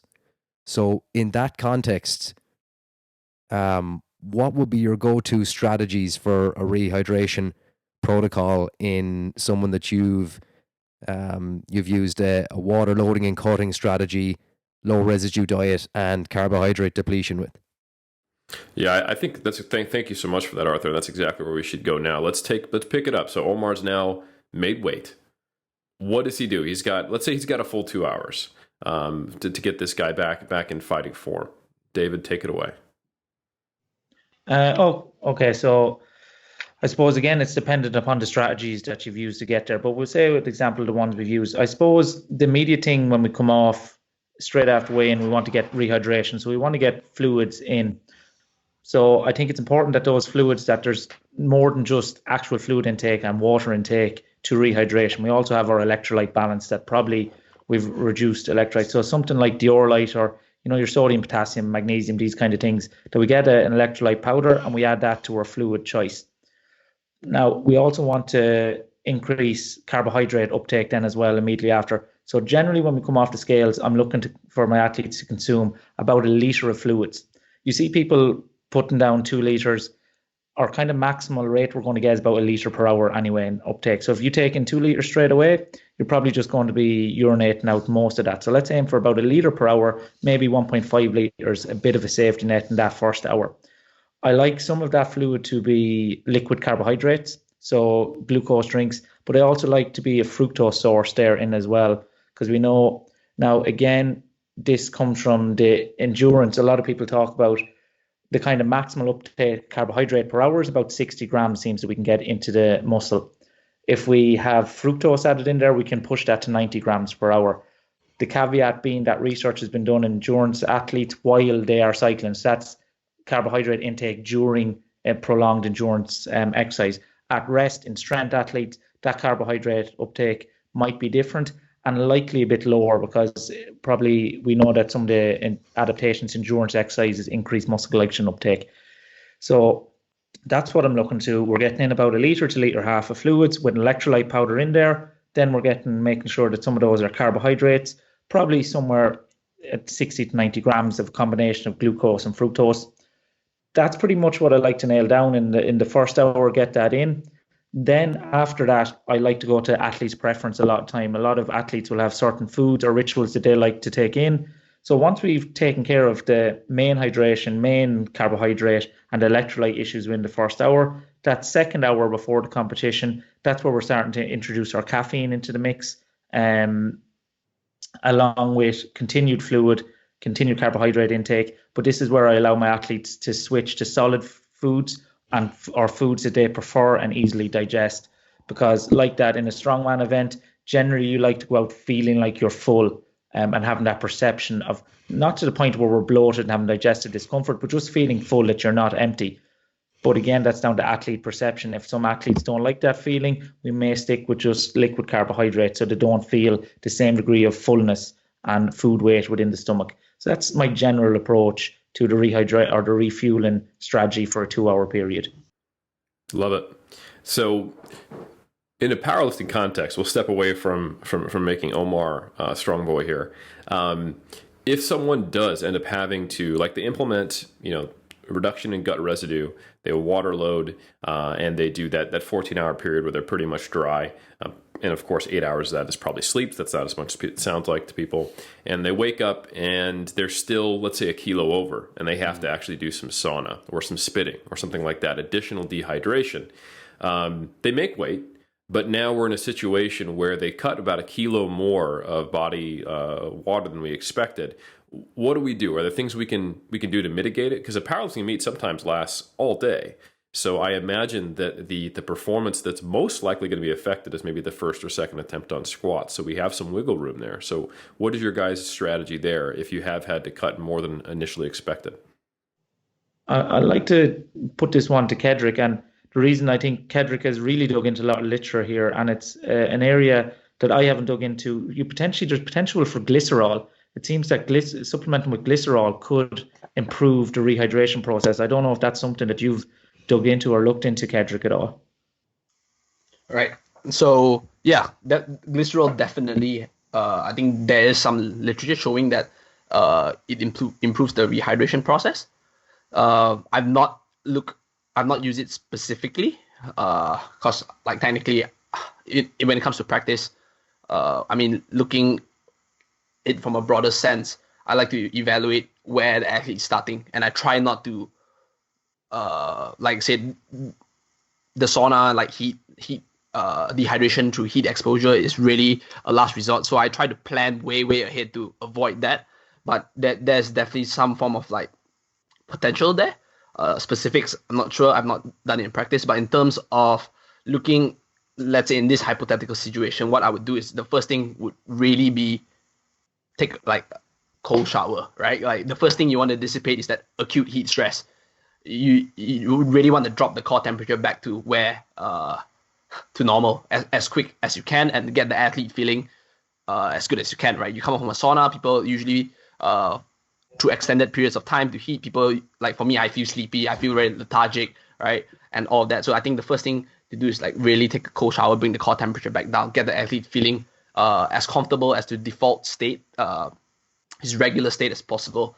In terms of hydration, this might be a little bit nuanced, or might not even be important at all. But when we look at the research out there, there are two factors that affects hydration would be gastric emptying. So how quick you can empty the contents of your stomach to go into your intestines, where that is when the absorption happens, right? So when we look at data there, we see that certain factors actually affect gastric emptying, and the two biggest factors, one is intergastric volume and energy density, right? So the larger, in a way, intergastric volume is basically like how, because our stomach contracts and expands, so the more we can expand the stomach, the quicker it will be, the fluids will be emptied. And so in the sense that consuming a larger bolus of water, I'm not sure what the exact amount would be, right? I would always say, usually I give 1.5 liters as a rough like safety, just an insurance recommendation, that 1.5 liters, have a large bolus of water. And then the next thing we look at would be energy availability of the fluid. So the reason why I use water instead of, like, fruit juice, even though there's carbohydrate, one is because potentially for a sport like powerlifting, you don't really need that much carbohydrate to begin with, right? So the priority lies in rehydration first. I'm not saying that carbohydrates are not important, but rehydration would take a larger precedence over replenishment of muscle glycogen. Also, by the fact that absorption of carbohydrates happen at a much slower rate compared to absorption of water, right? So if we start with water, roughly 1 to 1.5 liters, right? Make in a large bolus, not sipping it, right? Slowly, just to influence the gastric emptying process. And then something else to also, like, we could potentially consider is the amount of carbohydrates we have. And I think the research showed that anything that's like 5 to 6% upwards actually slows gastric emptying simply due to the fact of having a high energy density. For the listeners out there that don't really know like what 6% carbohydrate solutions are, it's usually like most Gatorade is 6%, which means that you take 60 grams of carbohydrate and dilute that with 1 liter of water. So that gives you 6%. So that potentially means that store-bought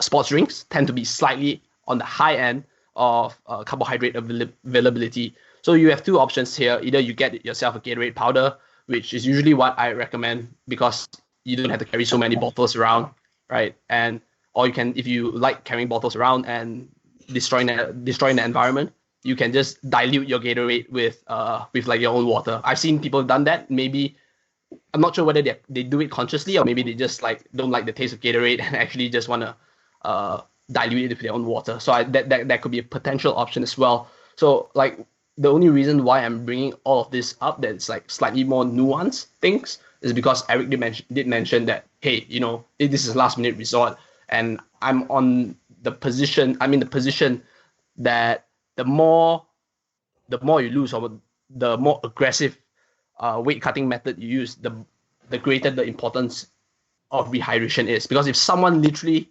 just goes into the meet, eating breakfast, drinking water before they weigh in because they are severely underweight, like myself 1 year ago, technically that whole 2-hour rehydration protocol doesn't really matter at the end of the day, right? It's only when you're severely depleted and potentially went through heat stress and all that could matter. And then when it comes to glycogen or carbohydrates, I like what they've brought up with like using a mixed blend, because like I said, literature shows that the amount you can absorb is 60 grams per hour because of the amount the transporters, glucose transporters can carry. But if you add like fructose and stuff, it can potentially increase the rate of carbohydrate or glycogen replenishment. So that will be a good option as well. And I think a big part now, the role of carbohydrate comes in when we, I think what it does is that if you're severely glycogen depleted, remember that I say this, we're pushing everything to the extreme, severely dehydrated, severely carbohydrate depleted, you want to elevate your blood glucose levels to sort of like a baseline value. There's a study by Mitchell and colleagues done in 1989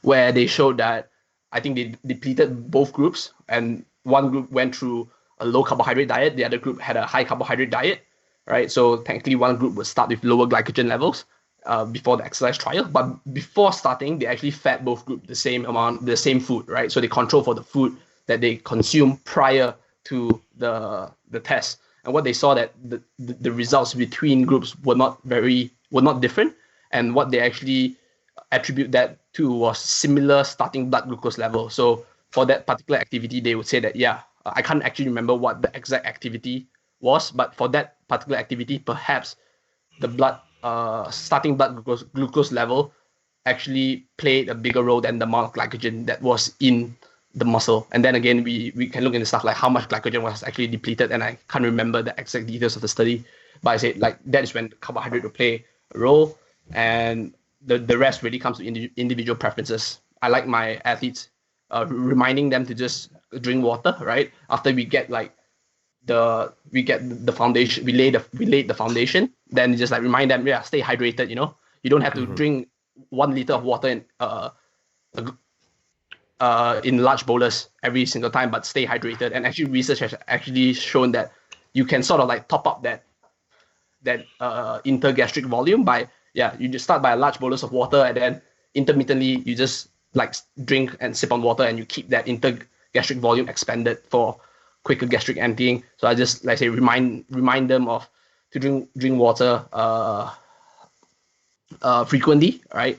Have foods that you just don't feel hungry, because while maybe hunger doesn't really affect performance per se, but at a high level competition, like it can, like it might mess with someone's like psychology, like, oh my gosh, I'm hungry now, I think like everything feels heavy, or the bar's gonna crush me, you know, things like that. And then all of that really boils down to athlete preferences, and then that's where the really practical aspect of coaching comes, and knowing your athlete actually helps. No, I think that makes a lot of sense. And so just to kind of recap, we're looking to get in one maybe 1.5 liters of fluid that is maybe a 50-50 blend of Gatorade and water, or you could use your own powder. But essentially, we don't want to get over a 4% solution mixture of carbohydrate in the fluids. And we're prioritizing, at least initially, carbohydrate and water, as that's what's been depleted and what may be the target for maintaining performance, which makes a lot of sense. And then at some point switching to more normal quote unquote foods you're used to, so you don't get GI distress.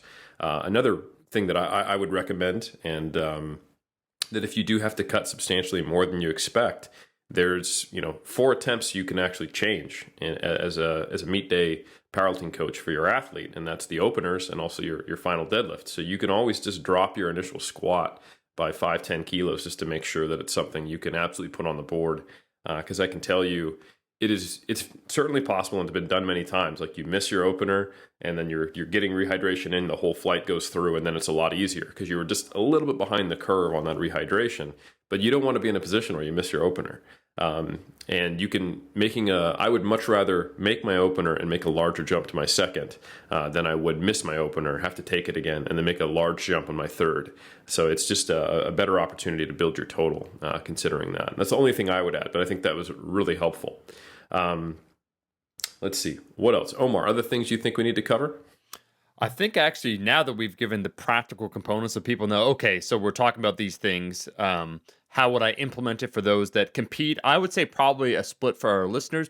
I would venture probably half have already competed at some point, and now they understand that there is some utility there. But then also, I think it's what David indicated, that for the average individual, and that's why I kind of gave myself as an example, where it's a few kilos over what the weight class would be. So a pretty typical example, 2 hour, because I think when it was Kedrick, or no, it was David when he gave the example, 340 people that did the survey, over 60% of them were basically doing 2 hour weigh-in. So kind of that typical example. Let's open up the question, and I want to ask Arthur, because he's been great at listening thus far over the last hour, is I want to ask the question, the practical, staying out of trouble. the practical relevance for the listener right now. So let's say, because probably half will compete at some point, but David was kind of indicating it depends upon how competitive you are. As a world-class athlete, becomes far more competitive, where again, I would assume part of that factor too, you want to bring the most amount of quality weight, so muscle, into a meet, and then you use some of those manipulations to get the best possible outcome. But for the average listener that, is looking, maybe, I don't know, maybe their Wilks is somewhere more along the lines of in the 300s, maybe low 400s, them cutting down, and even while they are weight class restricted athletes, this is going to open up a whole other question, but it's like, depending upon how competitive you're trying to be, the idea of cutting in the first place, where it's like, do you want to place first once again at your local regional meet, or are you looking towards just trying to come out with the best possible Wilk? So for the average listener that's just like, hey, I'm kind of a recreational individual, so let's go down to them. So we've took it all the way up, Kedrick, world class. We also spoke about the people that are actually athletes, MMA individuals. For those listening now, how relevant is this conversation, and what would you recommend for the average individual looking to compete, is probably what I would pivot towards. Okay, this is something I might actually be able to answer. So we've talked about all these methods of rapid weight loss that can be used to perform an acute weight cut. But we probably need to ask the question, prior to that, of should we even cut weight in the first place? If you are a novice lifter, or if you are someone who is, not that experienced in powerlifting, relatively uncompetitive, there is no reason for you to cut weight, even if you are within touching distance of the lower weight class. It just doesn't make sense. At that point in your career, the focus should be on putting yourself in the best position you can to progress your total in your next meet. Situations where it is a good idea to cut weight is if you are within touching distance of a weight class where you might be, if you get into the lower weight class, you might put yourself in a position of getting, a medal on a national level stage, international level stage, something like that. That would be kind of the biggest, the best example. If it's, for example, you are currently finishing 7th in the 93s, and if you cut down, you might finish 5th in the 83s. I don't see any reason why you would do that. And particularly if it's going to mean that your total is going to be lower. I would be focusing on getting your total as good as you can, even if that means that you are relatively less competitive in your weight class. Yeah, it's the classic intermediate trap. There was another point I wanted to make, but I forgot what it was. Maybe around maturation. One thing I would say is if someone is like a teen or just even an early junior, sometimes you're not fully done growing, especially non-adults probably should not be engaging in cutting weight at all. Even if they're quite good. I think that's something that's risky, and it's probably there's some ethical concerns there, I would say. But yeah, I can't tell you how many times I've ran into folks who they've transitioned from the beginner stage to the intermediate stage to the late intermediate stage, and now they're just not making gains as quickly. And instead of putting in, the hard yards and the years of muscle gain to actually increase and be in a surplus and be in that uncomfortable spot where you're a 93, but you weigh 88, And it's like, it's going to take a few years before you really fill out the 93 class, and that's okay. Arthur, you don't count. You've placed top 10 worlds. You're fine. You're fine. So people who are, they're approaching a reasonably good, total, but they're not there yet. I think that more often than not, they end up short circuiting their progress and trying to cut down a weight class. And I think that's something that ends up in a lot of wheel spinning. And that's just something people need to be aware of, that you will hit that sticky phase of progress, and it might take you a few years to add 10 kilos to your total, not just 10 kilos to a lift anymore. And you kind of have to not make that even harder on yourself than it needs to be. That's one comment I would make. Another really, really minor point, when you guys brought up glycerol, there might be some people who are going, that's WADA banned. It was only WADA banned through early 2018. It got taken off the ban list. So if you want to use glycerol, that is okay now in the year of 2020, where apparently WADA just allows anything to happen. You can take glycerol, you can take creatine. It's just a smorgasbord of performance-enhancing drugs out there. There's no limit on caffeine anymore, which is fantastic. Next thing you know, you'll be able to even smoke that wacky tobacco. It's terrible. I really like your point around maturation, because I think we see too many young guys and girls getting stuck in that just because I can weight cut doesn't mean you should. That they just when in those early years where you should be just looking to maximize your muscular potential, your total, you want to spend the majority of your time either at maintenance or slightly in a hypercaloric state, which is going to give us the best chance of filling out as much muscle as possible. Because we know when we get to the elite level, the more muscle we have, that's the more force potential, more strength potential we have. So you don't want to be in that situation when, yes, you're a junior or sub-junior, that you're able to get into those classes. But if you got to look at the long term, when you are going to be an open lifter 4, 5, 6 years down the line, what weight class are you going to be? And that's often dictated by your frame and your height. You can have a fairly good idea where you're going to be. So if you're going to end up in the 93s or 105s, why spend your time cutting back down into the 74s or 83s or whatever it may be, when you can just keep in a hypercaloric state for 5, 6 years at a time and slowly build into that 105 you're going to be? That's going to be better in the long run. The one caveat I will put to that, and it's a question that I'd like to throw out to the floor there. If we have a lifter that is, say, they're starting to fill out the class, they're within striking distance of the lower weight class. They don't need to get there. They're not going to win or medal or qualify for getting down there.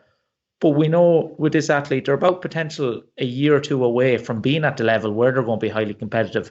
And we've talked about the idea of minimizing stress, the potential learning effect of weight cutting. Is there a rationale to use some weight cutting methods with that type of athlete, so that when it comes to the stage that they are highly competitive and they have their first competitive meet as such, that they've already had a learning effect and have tried these methods before, and we have the individual response data for that athlete? I think so. When I think about this, I look at it as, all right, what are we really trying to avoid is having someone diet, right? Like if we're trying to move from, let's just say, the 74 to the 83 class, right? And you're doing that gradually. Like you said, you're a couple years away. And, the thing that would short circuit that would be going, you know what, I need to cut down from 77 to 74. Like, okay, so you spent 3 months dieting. That's not really in service of us getting to 83 class at all. However, if they're on the way up and they're within, I would say it's like spitting distance, that is probably figuratively and literally, of making weight, I don't really have a big problem with that. Like if they're 75, it's kind of like, dude, you could have just ate chocolate and like, like just eat a little less fiber, change your diet, skip breakfast until after your weigh-in, and you would have been fine. And I think scenarios like that where it's quite easy, or maybe you could even throw a water load in there, I think there's rationale. But I would say if you're over like 2% over your weight class, I probably wouldn't.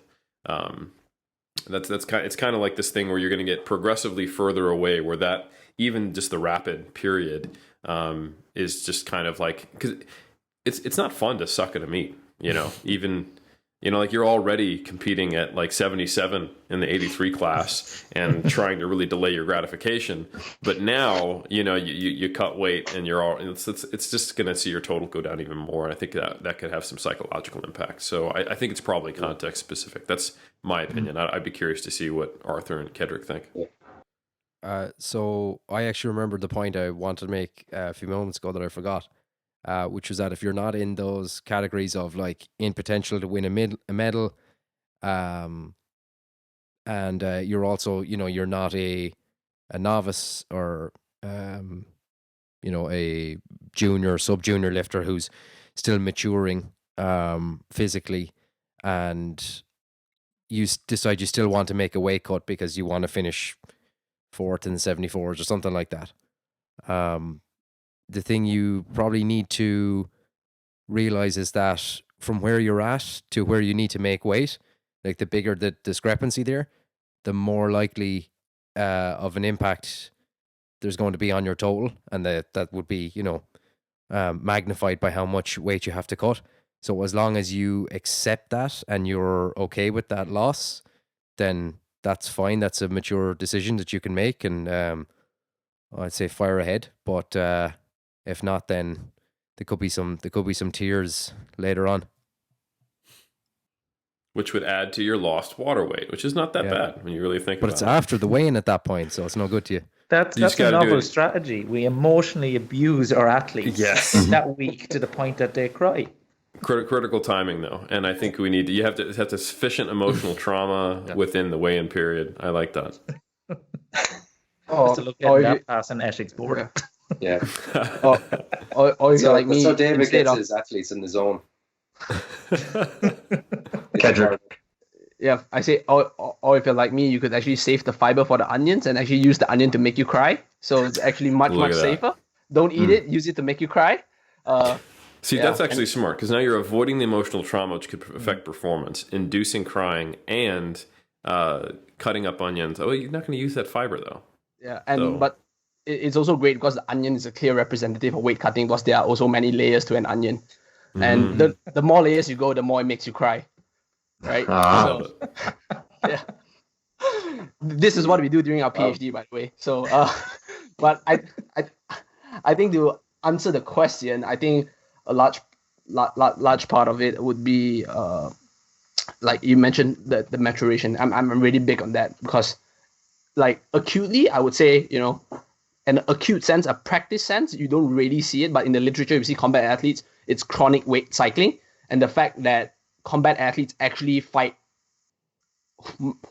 like they have like 8 to 10 competitions in a year, which means constant chronic fluctuation, cutting, eating, trying to get back up and then going back down, and then create a whole like eating disorder, binge eating, and then massive cutting weight, right? That actually plays a larger role. But I think when it comes to sort of like a testing or a tryout for someone, I think it could be potentially useful. I mean, David, you had that conversation with Oliver Barley on your podcast, and I also had a video call with him, and he, like acclimation to sauna, besides the physiological advantage of like sweating more, easier to sweat, the athletes actually feel better after acclimating, right? It's not like the first time I'm ever in a sauna to make weight is my first time ever in a sauna, right? So that could potentially be useful, because it does like set a reference point. And I think for like just as people in general, like having a reference point that we can refer to in the past actually help us go through the whole process much easier. The first time doing a water loading and water cutting, you literally have to trust the process or the coach that you're with. So that's why it's always better to have a coach there to assure you that, yeah, everything would go all right, you know. But after doing it for the first time, the second time would be easier, right? The third time would be potentially even easier. And when we go back to the survey data that I collected from Calgary, when we talk about experience, we look at and the one that actually successfully cut weight more aggressively and yet won medals. They compete on an average has been competing on an average 3.5 for 3.5 years and at least 3 meets a year. So that's let's say based on assumption that they cut weight for every single meet, that's at least 9 weight cuts they've gone through. And yeah, it's probably like clockwork to them. So it's easy, right? So having that reference point tends to put people shift perspective a little bit easier, help the person be at ease with the entire process. So while I think there are instances like we've mentioned just now, and I think that having some form of practice could potentially be useful, you know. So yeah, those yeah, that's just what I think. That's a great point. I mean, you know, David, which you brought up that there may be an advantage to, even while you're trying to go up a weight class, getting the experience of doing a weight cut. It doesn't necessarily need to be in competition. Yeah. Obviously, there'll be more on the line, and you'll have better experience regulating that emotion from going through a competition weight cut. But man, you could be 16 weeks out, and you could just run through the protocol of, you know, a carb fat swap, low residue diet, 14-hour fast before a weigh-in, water load, and then, you know, see how much you lose and see the pattern. And, you know, that way you won't have that same kind of emotional reaction to when you see your body weight go up 3 kilos and then down 6. So I think that's actually a really good strategy, and good thing you brought up, Kedrick. So yeah, I think at this point, if there's anything that we haven't covered, like any things that have fallen through the cracks, I just want to open up the floor to you guys to see if there's things that we think need to be said in regards to weight cutting. And at that point, we'll finish that, and then we'll close it out. So I have one, if you don't mind. It's another question. I'm going to put it to all 4 of you guys. So there's a conversation that needs to be had. So let's say you have a female client who is, let's say that the progression of her total is being limited by her unwillingness to go up weight. How do you have that conversation with them and sort of say to them, like, look, which is more important to you, weighing X or totaling Y? Yeah, I think a lot of the times the answer to that question and the barrier to them actually following through aren't going to be the same. You know, they might be able to logically and objectively say, yeah, I wouldn't mind going up in weight, and, you know, having it be mostly muscle mass and having a higher total. But I also want to lose weight. I want to be smaller. I want to be leaner. I think this is something that Natalie Hansen actually brought up in one of the times we've had her on, how it's really rare when she doesn't have, and I'm not sure if it's on camera or off, but when she'll get a female client, and it's always like, I want to become a better powerlifter, and I want to gain strength, and I want to go down a weight class. I think she'd said it's only once or maybe never that she'd had a female powerlifter who wanted to go up a weight class. And that's a pretty common thing in a lot of male athletes. So I think we're looking at the influence of society to some degree here.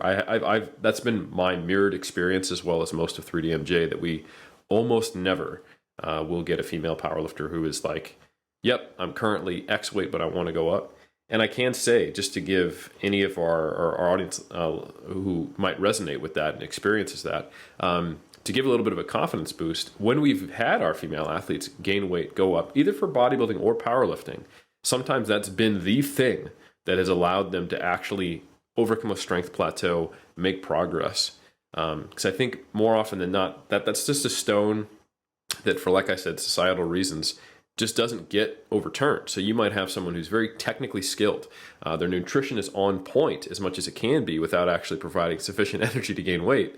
They're taking appropriate supplements. They've got a coach who gives them, good periodization, good training, all of that. So they've kind of maximized what they can with their current body. And once they finally, take the lid off and allow themselves to gain weight, you see this kind of landslide of gains. Where that now that the glass size is increased and you can fit more water in it, if we want to use that contractile tissue versus strength analogy that the kind of David alluded to earlier. So in my personal coaching experience, and I'll of course let everyone else answer, a lot of the times it's not asking them what's more important to you, but it's asking them, so what are you afraid of right now, and what are your feelings here, and trying to come to it from a place of compassion and trying to understand.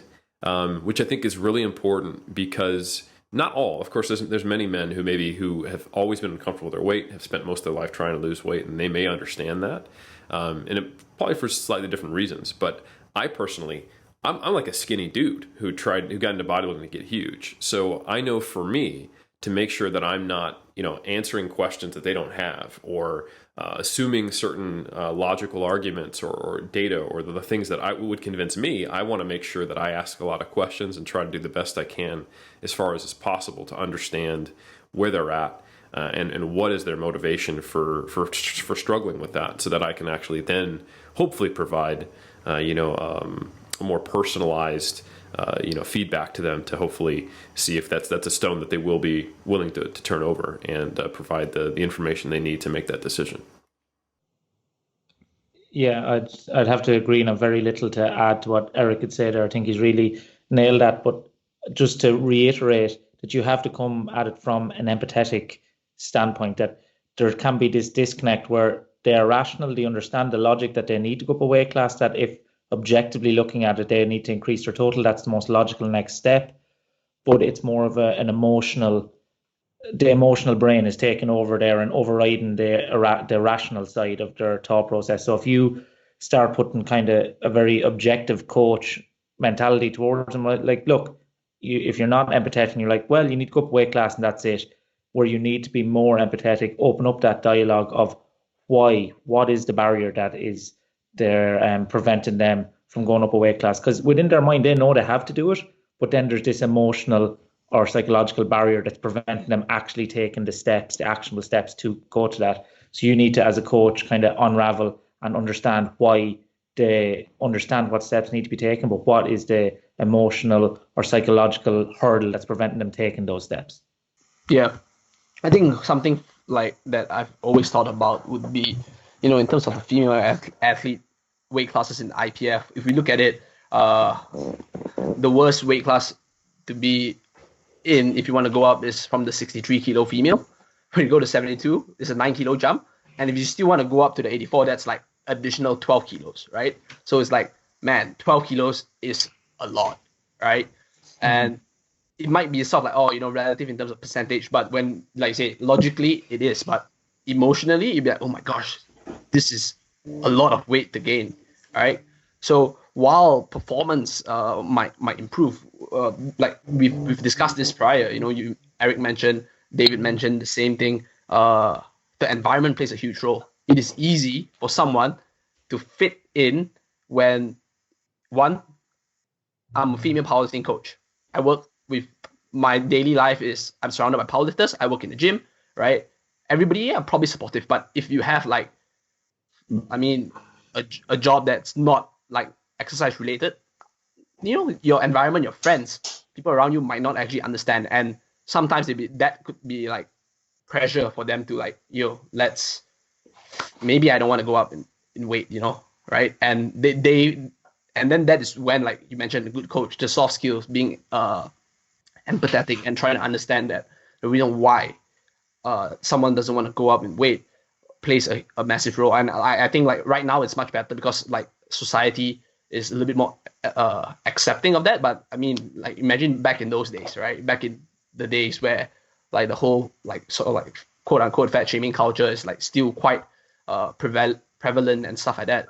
Now things have like improved, but women, like females, they still go through that. And I would definitely say that while logically we can rationalize all we want, right?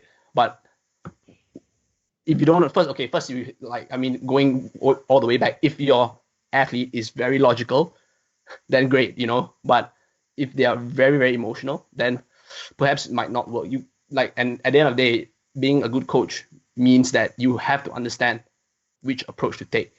And you also have to evaluate a lifter. For example, let's just use a male example. Charlie Dixon, 83 kilos, went up to the 93 kilos, gained 10 pounds of muscle, did not look like he gained any fat at all. The guy just looked like, he just got way more jacked when he's like already jacked, It's like you take Captain America already with the superhuman serum, put him in another one and comes out even bigger. That is literally what Charlie Dixon went through. And like if everybody can go through that. I like how you said literally. Like he was actually put in a 1942 designed superhuman trial for the U.S. military and then competed in powerlifting. I love it. Yeah. I had to quote Captain America once in a while because obviously we are speaking to the real Captain America here on the podcast, Eric Helms. But me. Thank you. Yeah. So I mean, if that best case scenario can happen to everyone, it's highly unlikely that people would be that resistant to it. But especially for people who do not, right? Who just like, you're gonna put on some fat, right? Then the conversations gets a little bit tougher, right? Especially for the female weight classes where 63 going up to the 72, and then the 72 going up to the 84, right? Those are really, really hard conversations to have, but needed to be had because, I mean, your role as a coach would not be to determine the goal for the athlete, but is to support their goal. But if you think that their goal is a little bit like, maybe, a little bit distorted, maybe you shift their perspective in the right way, but if you're trying to do that without first understanding where they're coming from, then you're literally just trying to impose your goal on the athlete, basically, and package it in a way that they don't know. And you're just I would say that's a bad coaching decision to make. So, yeah. That's an interesting observation because I do think of the times when I have helped female athletes go up a weight class, and it's almost always been 52 to 57 or 57 to 63. Now that I think about it, because those are much more, I would imagine, much more palatable jumps. They're just much smaller absolute numbers. So I think that's a good observation there, and I totally agree with everything you said. All right. Well, awesome. Well, first, let me just say I want to thank all three of you for the work you're doing. I'm excited for the future. I know there's a fair amount of, obviously, all the research that exists has been done on combat athletes, and then the only research that exists on powerlifters has been questionnaire-based data. So having actual experimental data come out in powerlifters is a really exciting thing, and we're seeing it happen in multiple places, coming out of both New Zealand and Ireland, the two literally opposite ends of the globe, great islands in both cases. And we'll see what comes in 2021, 2020, 2022, and probably beyond. So I just want to say thank you to you all for coming on. And where can we find you? Let's start with you, Kedrick. Right. Pleasure is mine. Great time enjoying speaking to all of you, right? Great discussion as well. In terms of where to find me, I'm mostly on Instagram, Kedrick TSG. So Kedrick, my name, KEDRIC. TESG. The reason why I spell my name is because everybody goes like, when I introduce myself, oh, are you Kedrick? Or like, I'll say Kedrick, and it's like, oh, Kendrick, like Kendrick Lamar. That is what everybody sort of like perceive my name to be. So it's Kedrick, KEDRIC, TSG, and TSG stands for the Strength Guys. You can also like check out their Instagram, and my email would be also Kedrick at thestrengthguys.com. So these two places are the best to reach me regarding anything coaching in terms of programming, weight cutting, like I say, and if you just want to know a little bit more on the research updates on things that we're doing, these are the best places to reach me. Well, Kendrick, thank you very much for that. And just kidding. When's the new album dropping? That's right. Yeah. I'm really looking forward to your next album. Your work is fantastic. You sound and look a little bit different on Skype than audio. I think audio tune's pretty amazing. But now is when I say, "Bitch, don't kill my vibe." Oh, I'm so happy right now. Thank you for that. Arthur, where can people find you, my friend? You can find me most of the time at the University of Limerick. When I'm not there, I will be in City Gym Limerick. And when you can't find me there, you can follow me on social media at No Lift Podcast. I pretty much don't use my personal page anymore. I want the promotion to go to the podcast. And yeah, you could also email me, arthur@sigmanutrition.com. And lastly, if I'm allowed to do it, can I plug one resource? Absolutely. Yeah. So if any listeners are interested in reading more about what we've talked about today, one resource I would highly recommend is Danny Lennon's Sigma Weight Cutting Manual. You'll find that on sigmanutrition.com. And yeah, I think that's a lot from me. Yeah, Danny Lennon is good at all things cutting, I would say. It's just a really, really sharp individual literally and figuratively.